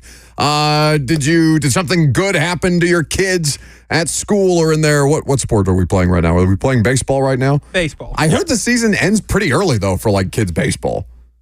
What do you mean, like Little League or high school? Yeah, like that it basically, like, and forgive me, I don't have children. I don't know anything about this stuff. I know state championships were happening in Tennessee last week in Murfreesboro. Right. So, but state championships happening before summer in baseball, to me, does not compute. Baseball is something that I think is played through the summer, but either way. So, what happened? Was it good? Give us your Friday Fire. If you do, the best one gets a pair of Jim Gaffigan tickets at the Ryman this Saturday. Is that tomorrow? Jackson? Tomorrow would be Saturday if you said this Saturday. I just wanted to ask you when the concert was. Don't make me get negative in a positive segment. My Friday Fire is what happened this week with baseball history. Major League Baseball is now not only embracing the Negro Leagues, but are now recognizing them in the record books. They will now be eligible for the Hall of Fame, which has resulted in new leaderboards in a bunch of prominent categories in baseball history. And now Hall of Famer Josh Gibson, who is long overdue, is going to have the level of statistical and historical appreciation that he needs and that he has deserved for quite some time, and that so many African-American athletes have strived to get recognized for. It's a great achievement to be able to do this for them. It's long overdue, as we all well know. I think, in particular, Nashville should be cognizant of this because of the history with the Nashville Stars, and for as much fun as Lucas and I poke at the organizing structure around people trying to bring Major League Baseball to Nashville, the premise for the name, Nashville Stars, is an excellent one, and one I think that people should, in particular, keep in mind while seeing this accomplished. So it was great to see. I'm sure for their families, it's excellent to be able to appreciate that for those who have passed on, for people who may still have, for example, Josh Gibson's great-grandson, Sean, was speaking with PBS's NewsHour. Now, it's a 4-minute clip, Jackson. I don't want the whole clip, but I do want people to hear from Josh Gibson's grandson on what this means for him and for his family. So your great-grandfather, Josh Gibson, will now be recognized as having the highest season batting average, the highest career batting average in all of Major League Baseball. What's this moment like for you and for your family? You know what? This is a great moment for our family. It's not just for our family. It's for all the Negro League family members as well, because this is not just about Josh Gibson. I mean, as you mentioned, Josh Gibson will be at several categories, ranked number 1, some at 2 and some at 3. But for us, it's more exciting, too, to also see some of the other great Negro League baseball players be recognized as well. As you saw in the press release, over 2,300 African-American baseball players will now be included in the MLB record books. And so we're very excited to see Josh Gibson ranked at some of the top of all time in some of these statistics. And it's been a long time coming. You know, this announcement was made back in 2020, almost 4 years ago. And here we are 4 years later, and the statistics has finally have came out, and we're very excited to see Josh ranked at some of those top categories. So that is Josh Gibson's great-grandson speaking with the PBS NewsHour about this accomplishment. That's my Friday Fire. Very cool. Very cool. Mine's also baseball related. A lot of baseball today. A rare day where baseball is woven into the fabric of the show. Even in the middle of the show, as Vanderbilt is now losing 5-0. Yeah, bottom of the second. And mine has to do with Birmingham Southern College. Have you heard this story about Birmingham Southern baseball? Birmingham Southern, for reference, a D3 school in Birmingham, Alabama. No. So I know Birmingham Southern well. I've had friends that went there. I went to soccer camp there growing up. And this story has been so cool about Birmingham Southern's baseball team. If you didn't know, Birmingham Southern, which is a very small private school, D3, is closing down. Today, in fact, is the last day of Birmingham Southern's existence because of financial instability. So because of that, all sports are also getting shut down. Now, Birmingham Southern's baseball team was 9-14 when this news came down a couple of months ago. So their head coach had to inform them the very sad news that, hey, when this happens and the season ends, we all got to go our separate ways, whether you're transferring to continue your baseball career elsewhere, continue your education elsewhere, but the school as a whole and all its athletic departments shutting down. Since that point, Birmingham Southern has gone 19-4. They won their 4-team NCAA regional. They won their super regional, and they are headed to the D3 College World Series. Awesome. So they will be off playing the College World Series and will be coming back to a school that does not exist because today is the final day of Birmingham Southern College's existence. That's wild. There's $100,000 of GoFundMe money that is helping the baseball team get around because they don't have an athletic department to pay for it right now. So they are literally playing for a championship. And if Birmingham Southern wins after a crazy midseason turnaround, they will be lifting a trophy for a school that no longer exists. So what this baseball program has done is absolutely my Friday Fire. Jackson. Number one, I have a question. Who keeps the trophy if they win? Great question. Great. I have no idea. No idea. Or what happens to all the previous trophies. They got to go somewhere from championships past. Are they going to give a trophy to a school that doesn't exist? If you win, you get the trophy. Yeah, you win the College World Series, you get the trophy. Okay. My Friday Fire is football is on the horizon.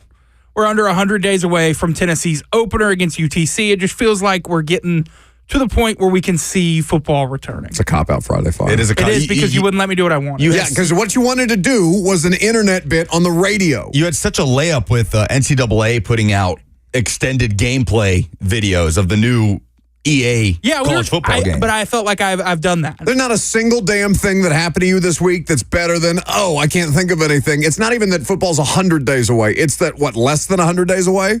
I did everything right and they indicted me. No, you can't play that clip every time I yell at you. So EA put out extended gameplay clips of what the new college football game will look like. And the first time Tennessee is shown, Nico's getting obliterated in the backfield at the Georgia game, throwing an interception to a Georgia defender. BVS, it lives on. We'll take your calls on Friday Fire for a chance to win a pair of tickets at the Ryman to see Jim Gaffigan tomorrow night, 615-737-1045. Call us, give us your Friday Fire. We'll do those coming up next.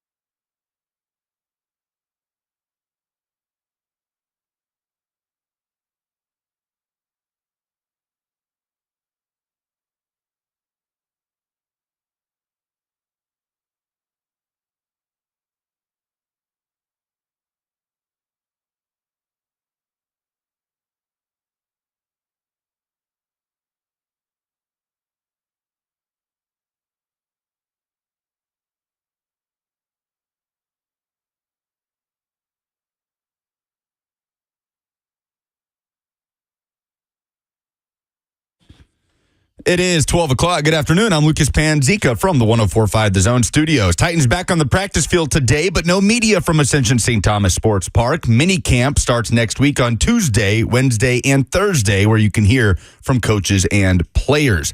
College baseball regionals are underway. Vanderbilt currently trailing Coastal Carolina 5-0 in the first game of the Clemson regional. Top of the third inning, Coastal at the plate with one out. Tonight, Tennessee takes on Northern Kentucky in the Knoxville regional. First pitch set for 6 p.m. You can hear the Vol Network call right here on The Zone following 3HL. Also tonight in the NHL, Game 5 of the Western Conference Finals. Oilers at the Stars, 7:30 is the puck drop. The series is tied up 2-2. And coming off a win at Cincinnati, Nashville Soccer Club returns home tomorrow, hosting last place New England Revolution at Geodis Park. Pre-game coverage on The Zone starts at 7 for a 7:30 kickoff. For all your foundation repairs and waterproofing needs, visit USSTN.com. Breaking news at once on your home for the Titans and Vols. This is 104.5 The Zone.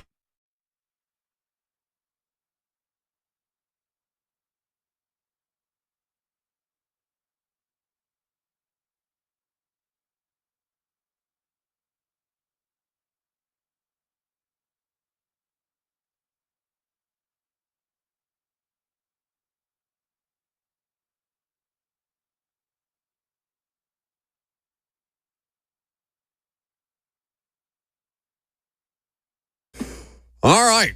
We got Friday Fire phone calls to lead with here in just a second. You guys have called in. You want to win some Jim Gaffigan tickets. I have them for you.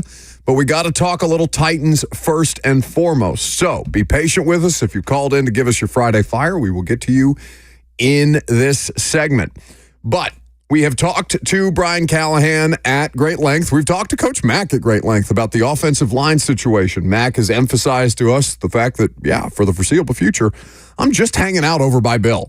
And I'm learning this stuff as much as Bill is teaching them because I'm trying to figure out what it is that they're supposed to be doing, how they're asked to execute, the different techniques that he's applying, and how it's different from what I've seen before. And I have to see it on a base level even before they get the pads on, because I want to see how this thing builds to the point where you field 5 starting offensive linemen. You just made a face like you were shocked at something. What happened? Sorry, it's nothing to do with any of this. Just a random headline from Notre Dame football. Would you like to hear it? At this point, I feel like you have to hear it. Yes, as a diehard Notre Dame football fan, famously. Yes, let it be known that I was not interrupting the show with this. I was just making a face at my screen. Okay. But Pete Sampson, Notre Dame beat writer for The Athletic, says that Tyler Buckner, remember Tyler Buckner? Sure do. Notre Dame quarterback, Alabama quarterback to lacrosse player. Notre Dame lacrosse player. Notre Dame who just won the Natty in lacrosse.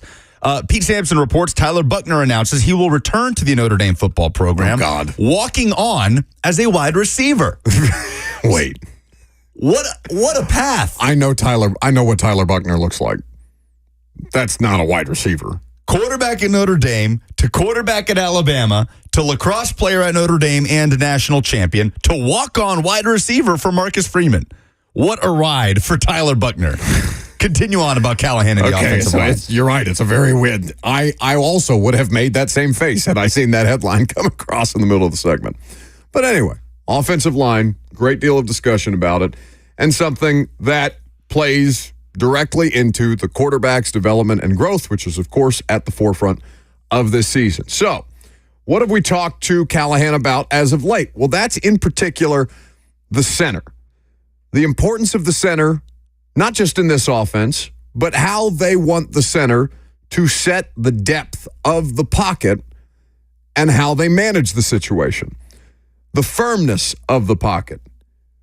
You've probably never paid so much attention to the firmness of the pocket in your life other than the last 2 seasons because you've had a 250-pound, I know he's a little heavier than 250 pounds, Aaron Brewer, but say he's 275 on a good day. 275-pound Aaron Brewer getting stuck in the belly button of Vita Vea because he's not big enough to do all the things that an NFL center needs to do. Now, Lloyd Cushenberry is not like overwhelmed. He's not huge. He's really, it's funny, he does not, without pads on, look that much bigger than Aaron Brewer.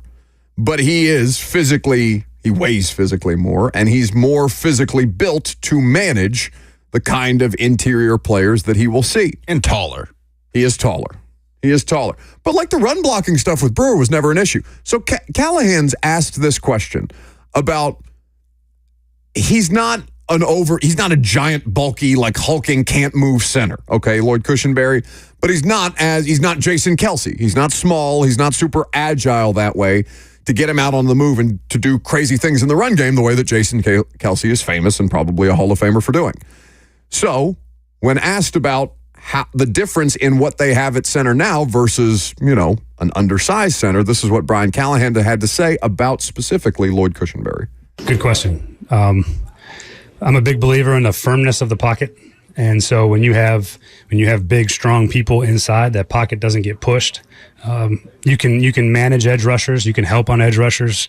If the middle of your pocket gets pushed, there's not a lot of places for the quarterback to go. And so I've always believed in a firmness of the interior of the pocket. Strong players tend to keep it that way.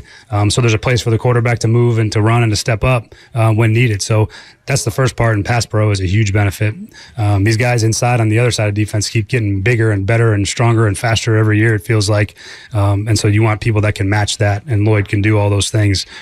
The secondary part of it is in the run game is now your double teams and your gap schemes and your down blocks. And for Lloyd, he can pull too, end up being a lot more stout and physical when you got the size behind it. So I think you've noticed that we like big people. That's probably not going to change, and bigger and stronger. You don't generally want to sacrifice movement skills, but sometimes when you get a little bit extra strength and a little bit less movement, you can manage that. So, but I would say that those two things are really huge for having a big person in the middle of your offensive line. So Kevin Leonard does us the courtesy of listing specifically their heights and weights and the difference. Brewer listed at 6'1", 265. Cushenberry 6'4", 315. Obviously a huge difference there. So we know what Brian Callahan wants out of his interior offensive line. So, Kevin, on the FNM Bank chat, you just said it, listed Cushenberry's measurables. Peter Skoronski's your left guard, 6'4", 313, according to the Titans official website. The three names competing for a right guard position, Sadiq Charles, Dylan Radins, and Daniel Brunskill, correct? Yep. So, Dylan Radins is 6'6", 301. Daniel Brunskill is 6'5", 300. Sadiq Brunskill 6'5"? 6'5", 300, according to the Titans website. Oh. Sadiq Charles is 6'4", 321. Yeah, big boy.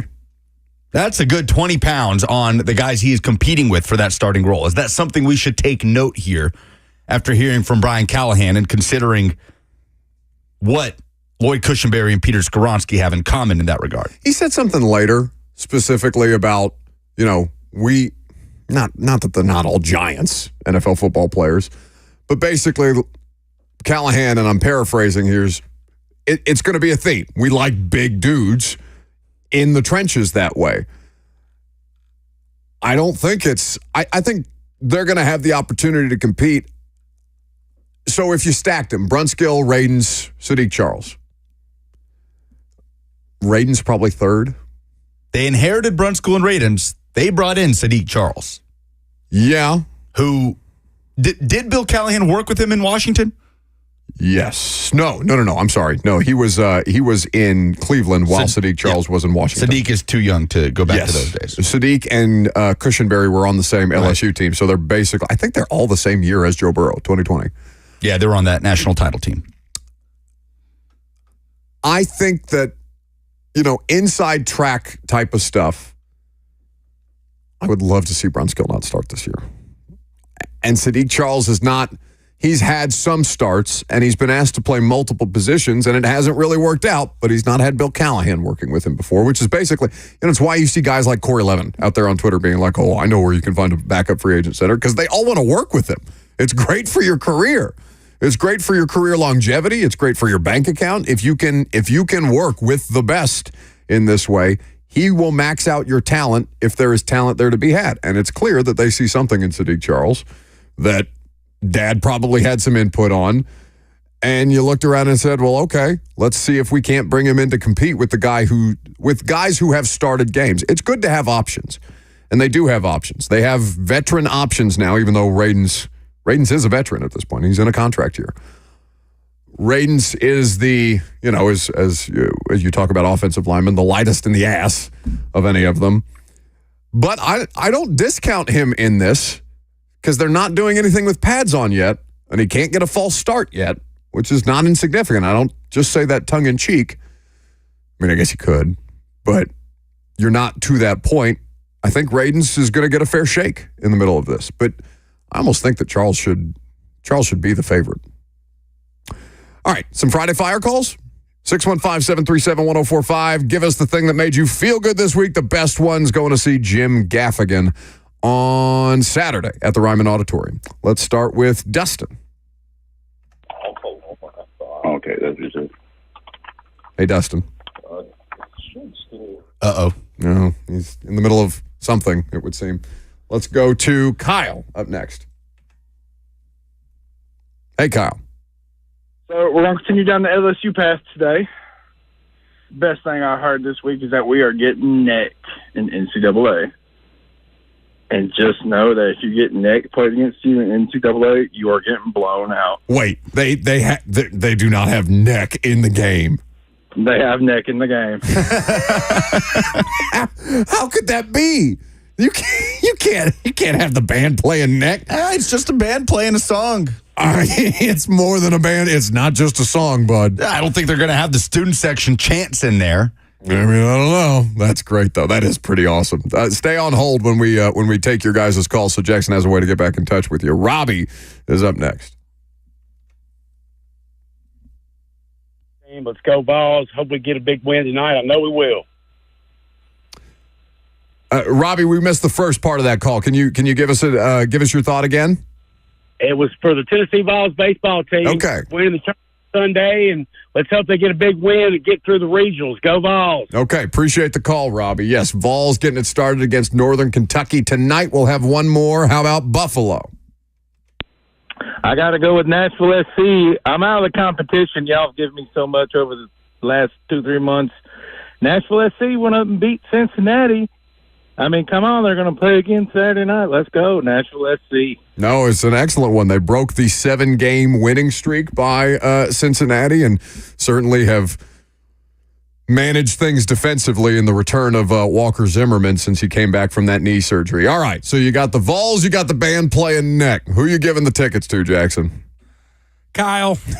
Yeah. Everybody's was better than mine, but Kyle wins. Yeah, yours was trash. Trash. It's rare that you can get Lucas and I on the same page about anything, and we both agree that we're disappointed in how much you mailed that in. Oh, just the fact that football's coming up. Like, it's May. It is May. And that was your Friday Fire. Oh, okay. We'll be back next week. We're on to Cincinnati. Just the fact we're 3-4 months away from football season. He's being Come on, man. So mean to you. That made me so happy. That's my Friday Fire. Coming up next, we'll talk about Levis's decision-making. You'll hear from the quarterback. You'll hear from Lloyd Cushenberry. I'm Buck Rising. It's 104.5 The Zone.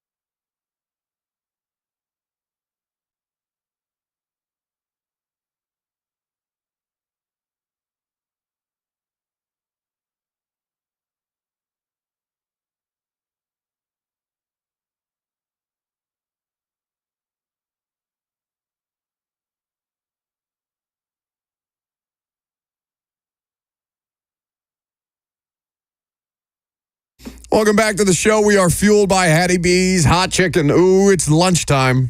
I told you I'm hungry. I'm thinking about ordering some Hattie B's later this afternoon. You can do that real easy. You can download their app. You can get mobile delivery wherever you are, your home, your office, from any one of their Middle Tennessee locations, one of which we will be broadcasting live from on Tuesday on Charlotte Avenue out west, West Nashville, rather. By the Sylvan Park area of town is where you can come hang out with us, and we'll be doing the show from there. There will also be some Titans OTA stuff, so have practice stuff going on in the middle of that too. Be a great time. Come check out Hattie B's in Charlotte Ave. 615-737-1045 is the number if you want to jump in. You're reminding me. Jackson just got in my ear because he wants to hear this story. Okay. So I told you that I glossed over probably the best Friday fire that I had. And I won't use names for the sake of privacy, but you know who you are out there. I told Lucas this story a while back. The audience may not remember, but a friend of mine, a couple of friends of mine who just recently got married, they're interested in having children. So I don't know how common this is because neither have I gotten married nor seek to have children at any point in my life, but they went to make sure that everybody was viable. Basically, should they try and have children, does everything work the way that it needs to work to be able to execute, beyond the actual act? So they go to a clinic where a buddy of mine is there to get his swimmers tested, okay?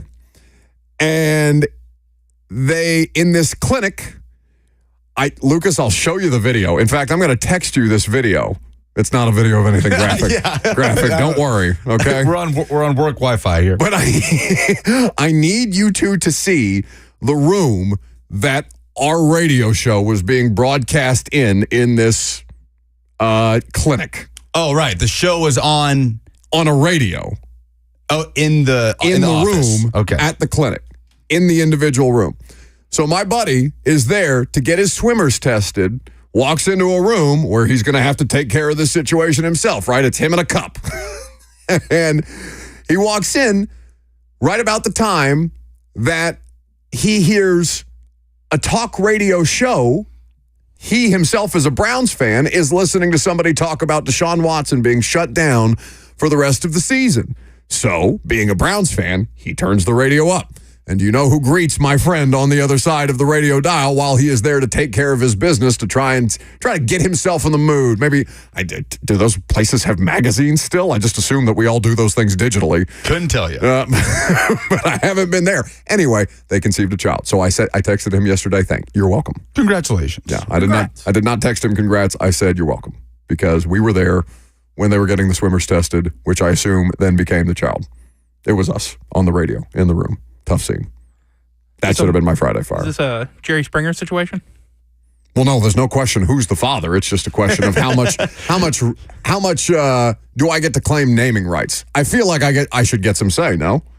If my voice is there in the room when the thing happens, or when I guess the thing kind of happens, I don't know. I feel like you should get to completely decide the name of the child. Should we as a show come up with a name for this child? Should we outsource it to the audience? Yes. I'm gonna get so many texts in my group chat about the horror of me exposing this on the radio. But yes, congratulations to my friend who then announced the conception of said urchin that will, urchin. Come to life. Urchin's insane. That's the craziest thing I've heard a child referred to. I don't know how to talk. I don't know how to talk to children, and I'm even worse talking about children. So yeah, congratulations to them on the thing. So Brian Callahan and Will Levis. You wanted the story, Jackson. This is your fault. I haven't even said the picture of the room is so sad. It's just a terrible looking leather chair, like some of those rental office chairs that you get with a small sheet of like doctor's office paper over it. It's horrifying stuff. Let's go into the film room, shall we? Not that kind of film room. Anyway, Will Levis, Brian Callahan, quarterback education. That's what we're going to talk about. So, what do you need to know about the way that your quarterback is being educated? It's a pretty good piece by Albert Breer of Sports Illustrated doing a film session sit down with both Callahan and Levis and documenting Not just, hey, why'd you like the guy, or what did you like about the quarterback when you took the job? How much of a factor was he in you taking the job? No, show me the plays where you say, wow, that's a throw. But also the plays where you see the incredible throw, but you see how he makes an incorrect decision, or he makes a wrong read, or all these different physical talents that you think are coachable that you can clean up with all of your wealth, Brian Callahan, of quarterback experience, working with Peyton Manning, working with Matt Stafford, working with so many different quarterbacks, Joe Burrow, of course, being the most recent. And now with the opportunity to kind of mold this piece of clay who's so raw and so toolsy, but you think you can get it done because he's got an arm that can make throws to any part of the field. And I would say, there's maybe 10 quarterbacks in football that can make the kind of throws that Will Levis is capable of making. Whether he can, do it with the proper ball placement and accuracy is a different question. But just in terms of physically getting the pass there, Will Levis has the ability to do something that few other quarterbacks in the league can do. So the piece is great. It walks you through individual plays, and we won't necessarily get bogged down with the individual plays here.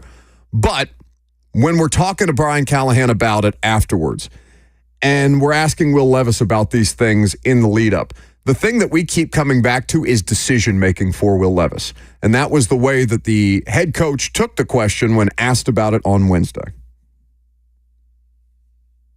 With what you're asking him on a per-play basis, what does this progression ask? What is he supposed to do with his footwork? Where are his eyes supposed to be? We're teaching the system first, and then as you get into situations like today being a third down day, you get the chance to look back and say, hey, this was a 3rd and 4 decision. Could you have made a different one? Could the ball gotten out quicker? We don't need to hold on to it in this particular instance. So there's a lot of coaching of the situations that go within teaching of the system. And so where we're at in our process now is more about teaching the system and what's expected, and then you add the situational layers as you get more comfortable with the install. So we're about done with the installation part of the offense, and now it becomes more of a memory and recall and starting to pair a lot more things together. So it's coming together at this point, and then by training camp, we should be ready to roll, and guys should know what to do and how to do it. Decision-making. Now, he also talked about the base. We've heard Levis speak on the mechanical things that they're working with, and in fact, this was Levis talking about the working dynamic right now with Brian Callahan, not just the physical things that they're asking him to execute within the concept of a play or the scheme, but also the feedback about, hey, what do you like? What works? What doesn't? I think it's just, for one, earning his trust as a player, and then I feel like once we were able to get to that point, I do feel like there's a friendship there, but I've never really had that. I feel like where it's like a friend with a coach. You always have that dynamic of he's the boss and I'm his worker. But he's done a good job of coming in with the mindset of hey, yeah, I'm the coach. What I say goes, and I'm going to tell you guys what to do. But I'm also here, for you guys and to talk about anything. So I feel like I've been able to talk with him comfortably about other things other than football. So he's been great in that way. So Will Levis is, when reading this piece from Breer, you get the sense that Levis, beyond just the first start, right? There are things that Callahan's, not just the sense, Callahan is articulating specifically where he likes what Levis has to offer and where he sees the moments that can be improved upon because the situational acumen that he does or does not have yet as a young player in his rookie season, starting 9 games and struggling through with a poor supporting cast, that he's pointing out some of the great throws that are followed up by it's a great throw, but it's a terrible decision, and here's why. I really like that that's the approach that they're taking with Will Levis, because his first career start, it's so easy to get lost in. Don't you think? As a fan base? Oh, yeah. And a lot of these examples of plays are from that game, the Atlanta game. Because if you, and I think, who was it yesterday? Dan Pizzuta was on with us. And Dan said, if you just take Will Levis's best throws and put them on a highlight reel, you're looking around like, holy hell, this is a legitimate quarterback. This is somebody that should be talked about at a higher level than we're talking about. And then you put on the tape within the full context and go beyond just, the three of the 10 longest touchdown passes by air distance to that point in the season when they played Atlanta, which were 47 yards, 33 yards, and 61 yards, 2 of them to Hopkins and 1 to NWI. You see some of that decision-making crop up. You see some of the offensive line issues made worse by a quarterback who's still learning, still growing, and not in the best situation to do so. And you account for, well, if I can give him better things like a better pocket, just a little cleaner pocket, he's going to have to work with mess around his feet at any given point in the NFL. It's not going to be perfect. We can't build you the 2021 Kentucky offensive line where I think, 4 of those 5 guys were either draft picks or UDFAs in the following season where the drop-off happened, and then Wan'Dale Robinson obviously gets drafted to the NFL as well, and you see how big a dip Levis takes as a result of that, plus the injuries that he was playing through. So all the same things that we talked about him as a college prospect, it sounds like Callahan scouted Levis with last year's tape like you would a college prospect and said, all right, here's where it is right now. Here's what I'm going to be able to do with it, or here's what I think I can do with it based on what we're going to be able to add and what we have around him. And this was highlighted in the Breer article too. He had to do that while cramming for the Titans interview. He didn't have that baseline from when Levis was coming out because he didn't really have to do his homework on Levis. They weren't drafting when a he was quarterback. coming out. Wasn't going to happen.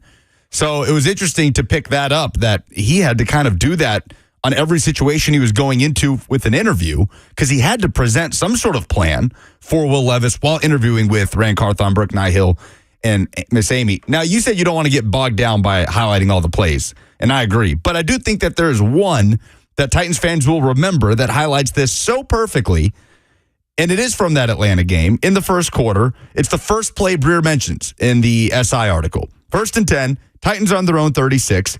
After the fake punt that converted for them early on. It's a play action to Henry. Levis drops straight back. He immediately has a defensive tackle in his face. So there's the firmness of the pocket that the Titans struggled with a lot last year. Immediately is under pressure down the middle. Somehow he gets it off his back foot with the flick of a wrist, deep downfield, right sideline, and Burks drops it on the sideline. Remember that play? Yeah, it's one of the examples that I bring up regularly when talking about Burks and why I get frustrated. So they point out this play in the article because Chig was wide open in the opposite flat. Easy catch and run, first down opportunity, and it was designed for Chig to get the ball there. And Brian Callahan talks about this. The quote with Breer is from Callahan, quote, "This was not an advisable throw, nor was it an advisable position to be in. It was like, holy bleep, this is not smart. I look at it as I go. God, if Will can just learn that on a 1st and 10, let's just throw the ball right there in the flat. That's Chig's in the flat. Chig is in the flat. He's going to catch the ball. He's going to run for 12 yards. It's going to be 1st and 10 at the 50. Instead, Will is trusting his arm and his ability." And then Levis talks about it a little bit and what kind of he was seeing, and he was trying to pull Burks to the sideline. And then the other part for Callahan is, that's a bleeping unbelievable throw. That's the direct quote in the article. It's a ridiculous throw that he even had a chance to hit that throw and that it was dropped by Burks. It reinforces Levis's confidence in, I can get it there. But even though it's an insane throw to try and make. Now, here's the thing, because people are bringing this up in the comments, and if you want to talk about Will Levis, we'd be happy to have your comments, 615-737-1045, if you want to. Sean on YouTube says, what nobody talks about is this. Immediately when Levis took over, he was in complete control. His pre-snap, his command, the entire operation was completely smooth. He was mentally on top of it. No, that just articulate. And I know it's his first game that we're using the example of it. But no, that's not the case at all. Nobody's talking about it because that's not a thing. That's not true. He looks like he belongs. He has confidence. He has belief in self. He then has the confidence of his teammates because what did Jeff Simmons do on the first touchdown pass? Or was it the first touchdown pass or the second one? Either way. Will Damn Levis. I told y'all. Will Damn Levis. The whole thing. That gets the buy-in of the team and allows you to have a baseline for, okay, he's not in complete control yet, but we can get him there. We can get him there if we support him the right way. He was not supported in the correct ways on a variety of different fronts last year. So what Sean is alleging that nobody is talking about it, that's because that's not accurate in the least. And it's not just because of that example in particular where he makes the wrong decision and also he has a chance to make the play even though it's the wrong decision. He has to, when I talk about Will Levis, more than anything, it's reining it in to an extent. Do not coach the confidence out of him. Do not make him think that he isn't capable of making that throw, but get him to understand that he doesn't have to hunt that throw. As he grows and develops with his, your eyes looking up at the Vanderbilt score. It just gets worse every time we look over. Yeah, this is a nightmare start for Vandy in the Clemson Regional. Anyway, 8-0 at the top of the fourth at this point with 2 on. So, looking at Levis, I want Will Levis to be more game manager. I don't want them to completely remove the explosiveness, the excitement, the power that arm has, and what makes it even more ridiculous is how compact the delivery is when he gets it out there. He has no business in that short of an area being able to launch a ball that way. But I want him to be more of a game manager because I want him to see, oh, that play in the flat, he's already there. Look at all that green in front of him. He's going to be able to get the 12 yards. He's going to be able to get the first down. We sustain drives. We don't have to hunt the big play on first down or on third down necessarily because we can find ways to move the ball in a way that is efficient, to maximize the efficiency of Will Levis is what I'm looking at when I apply game manager, that tag that people use as a slur almost about quarterbacks. I need him to know how to manage that game because I need him to know how to manage a drive. And that's Callahan's task, right? Yes. Is implementing that without taking away that confidence in what makes Will Levis's potential great. And the quote immediately after, in that article, after they described that play and Callahan and Levis's reactions, this is the excerpt straight from the story. Breer writes, gathering himself, Callahan then summarizes. First of all, decision-making can be coached. This right here, in terms of the actual throw, you don't coach that. Will's mom and dad gave that to him. So Callahan understands what's in front of him, and the trust that builds out of that between them is what's going to be critical in his development. I brought this up with B-Hop from I don't think you were in here when we talked about this, the Brian Callahan interview with the Athletic Football Show and Robert Mays. Callahan referenced a moment after a game, 2021, Bengals, he didn't remember who the opponent was, but he said that things were getting clunky on offense, and it was a cagey game, and they kind of settled into, in the second half, a run pass. Just kind of trying to get out of the gates on offense, trying to kind of control the game a little bit. Very Titans-esque, right, from the last few years. And they won the game. They got out of there with a low-scoring win. And Callahan said he went down to the locker room and he's talking to players and he's, dapping up Joe Burrow, telling him, hey, great job, great result and all that. And then he said Joe was kind of like standing near him with his arms crossed, kind of hovering near Callahan, kind of leaned in a bit. And he was like, you know how hard it is for me when we're running on first and second and then throwing on third, right? And Callahan's just like, okay, thanks for sharing. And you kind of bank that and then layer it into your next meeting. And just that little morsel of info was really interesting to me because it's just a little side chat after a game, after saying, good job, good work, we'll see you on Wednesday or whatever you say after a victory. And it's like, hey, that puts me in a tough spot, right? Levis has never been in a position to do that until Brian Callahan became his coach. They've been trying to make him feel comfortable. They've been trying to make him feel included throughout the course of the process, right? He was informed at least about the direction that they wanted to head and offered the opportunity to give some feedback even before the Callahan hire, it sounds like. So that seems to be a theme and something that you want incorporated into the quarterback-coach relationship because, Levis said it himself when we played you that clip. It's not just like he's the boss and I'm the worker. It's a partnership. You have to figure out the dynamic in the same way that Zach Taylor and Brian Callahan had to figure out their working relationship. Brian Callahan and Nick Holz have to figure out their working relationship. Levis and Callahan have to have that working relationship to best improve one another. Get to your phone calls. Last call for them, 615-737-1045. And a quick discussion about the new kickoff rules and some interesting things one AFC team is considering.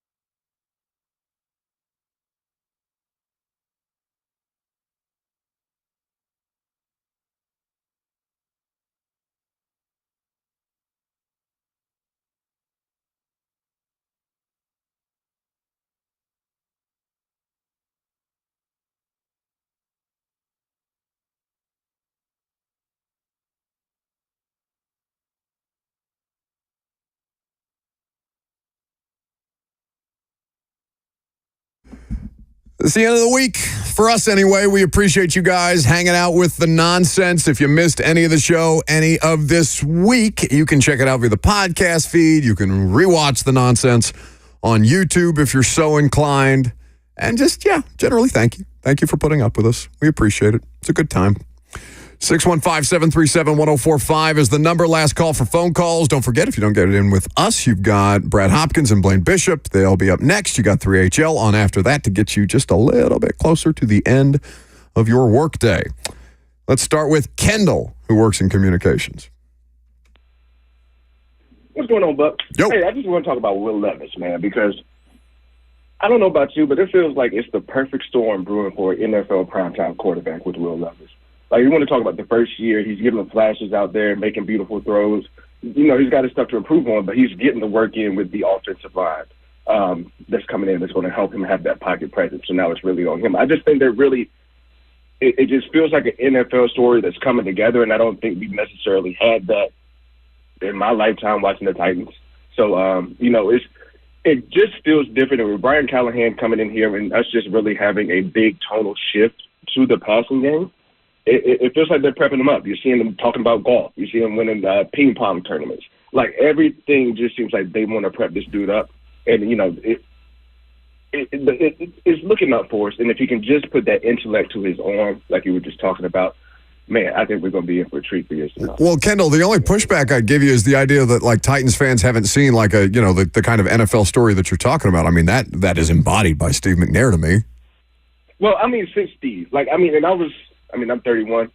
Steve got me to be a Titans fan. I'm in Virginia. He got me to be a Titans fan. So I just remember the play. I don't necessarily remember the storyline. Sure. Okay. But since, like, my viewing, starting off with Vince Young, that was probably the first one that I really, from career on, started his career to the end of his career as a Titan. Yeah, I'm with that. That was the first one I really, kind of followed through. And that's been years. So even with Vince Young, it still felt like, they weren't giving us that type of treatment, even though he don't get me started on Vince Young and Jeff Fisher in that timeline. But yeah, it feels different with Will, and hopefully. Oh, that was so cruel what you did to him, Jackson. You faded him down right in the middle of it. Yes, we do have the 60-second rule around here, Kendall, and we did exceed it slightly, which is why you hear the Oscars music. But point taken. So did you see this from Glennon yesterday? John Glennon of the Nashville Post at Glennon Sports. Do you know how many games, just from the initial odds, this isn't, the entirety of the season or what it will be when we get to the actual season, but in the initial offshore lines for all 17 regular season games, you want to take a guess how many games out of 17 the Titans are favored in? Oh, interesting. Trying to think of the teams that they play with a rookie quarterback, because those are the teams that have most recently struggled. Could be at least 4. Yes, if McCarthy is starting by then. If McCarthy plays, yeah. They wouldn't be favored against the Vikings. I'll say 2. I'm going to go, because they're not going to be favored in Chicago. I'm going to say 2. I'm going to say they are currently favored against, or they would be currently favored against the Commanders, although that game is on the road, and the Patriots. You would be incorrect. They are favorites in 1 game next season. Patriots. Is it the Patriots? It's the Patriots. According to BetOnline AG, the Washington Commanders would be 1.5-point favorites at home over the Tennessee Titans. Yeah, that being at home being the difference there. My goodness, what would the Patriots spread be? The Patriots spread, let's see, where's New England? It would be New England at home. Okay, Titans, they don't even get the full 3 points for home field advantage. They are -2.5. Wow. BetOnline AG with the offshore lines for all 17 games. Now, again, that doesn't mean that's what it'll be by the time we get to actual football.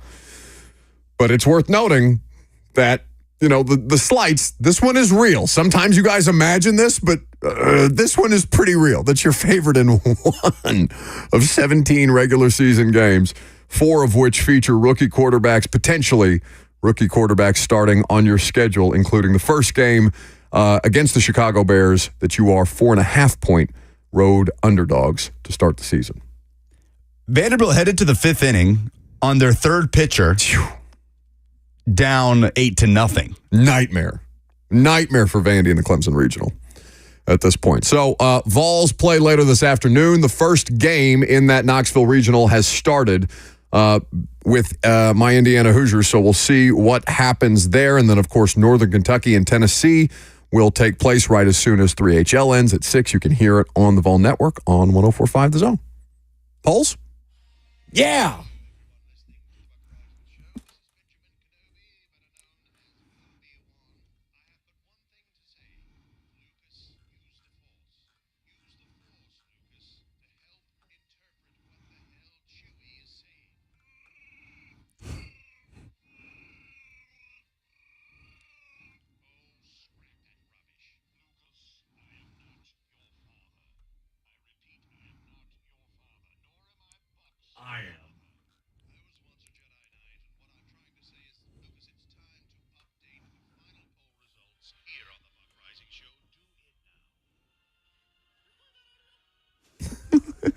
Get Mickey Mouse out of there. Although I guess he does technically own the rights to Star Wars. That's now, right. The mouse does. It's all under the same Mickey Mouse umbrella. Polls presented by Two Rivers Ford, the South's most trusted Ford dealer. We didn't get to this story today about the Chiefs and something they're thinking about with the kickoff that we'll get to on Monday. But who would be the Titans' alternative kickoff specialist if they didn't want Nick Folk in there tackling ball carriers, which stands to reason will happen more often with the new kickoff format. Blake says Mike Brown. Jordan says Traylon Burks. Rex says the one we signed. So I guess saying just let Nick Folk keep doing it. I see Will Compton is already out there leading the campaign to return to the Titans as their kickoff specialist. So I've seen Will attempt at least a field goal. I don't know about a kickoff. I don't know that it would go much better, though. Quickly, though, for those of you complaining about the lack of hearing the polls in the YouTube comments, you don't think George Lucas is litigious when we play Star Wars music in the radio show? You don't think somebody's going to sue our asses on YouTube for that? Of course you don't hear the Star Wars music on YouTube. There has to be something for the FM-only audience. If you want to hear the polls, you got to turn on the radio show. You play that audio? Exactly, Mickey Mouse. Thank you. Yeah, I think Mickey's the one hovering over that, not George Lucas. He's chilling. What is the last season of Hard Knocks that you watched? As we didn't get to this today either, Hard Knocks will be the Chicago Bears and Caleb Williams' rookie year. Now, is that going to be like preseason training camp, right? Is it not? Is it or the in season? So it's the preseason Hard Knocks. So Okay. they've divvied it up, right? The Giants are off-season Hard Knocks, which is new this year. The Bears are the preseason Hard Knocks, and I don't believe they have announced the in-season Hard Knocks candidate yet. But yeah, fair to expect that there will be some level of discussion about the Bears' Week 1 opponent as Hard Knocks documents. Hard Knocks is funny. They're having to keep up with the teams because the teams are producing all this stuff in-house now, too, and they're all doing it. A lot of people saying they have never watched Hard Knocks. Brian says he's watched every season of Hard Knocks. Lindsay says the in-season Colts one was the last one she watched, watching them melt down. That one, I will admit, I did watch the last episode of it just because the scene with Jim Irsay in the locker room with the hat. Yes. That was the highlight of Hard Knocks since the Cleveland Browns one was legitimately good because they were both both coordinators were actively openly jockeying for Hugh Jackson's job at the time. Yeah, mine was the Raiders Antonio Brown one. It's the last one I watched. Who is Tennessee baseball's toughest regional opponent? 75% go with Southern Miss. 18.7% say it's your Indiana Hoosiers. 6% say Northern Kentucky. And what's the best rivalry in the SEC? 72% say the Iron Bowl. 17.5% say the Red River Shootout. 10% say the Egg Bowl. Fun fact, Tennessee Vandy is older than all of these. Oh, really? Tennessee Vandy started playing 1 year before Bama and Auburn started playing. Yeah, but you got to get... I mean, I know Vanderbilt fans do hate Tennessee fans, but like not enough to actually... Yeah, it's not a lot of juice. Not a lot of juice. Those are the polls. Excellent. That's the show. We appreciate you guys hanging out with us all week long. Like I said, check out the podcast. We will do prime time on Sunday night, and that will be the next time that we talk to you guys as we get you ready for minicamp. 3 straight days of Titans practice. We'll have coverage all week long. Have a great weekend. We'll talk to you on Sunday on A to Z Sports.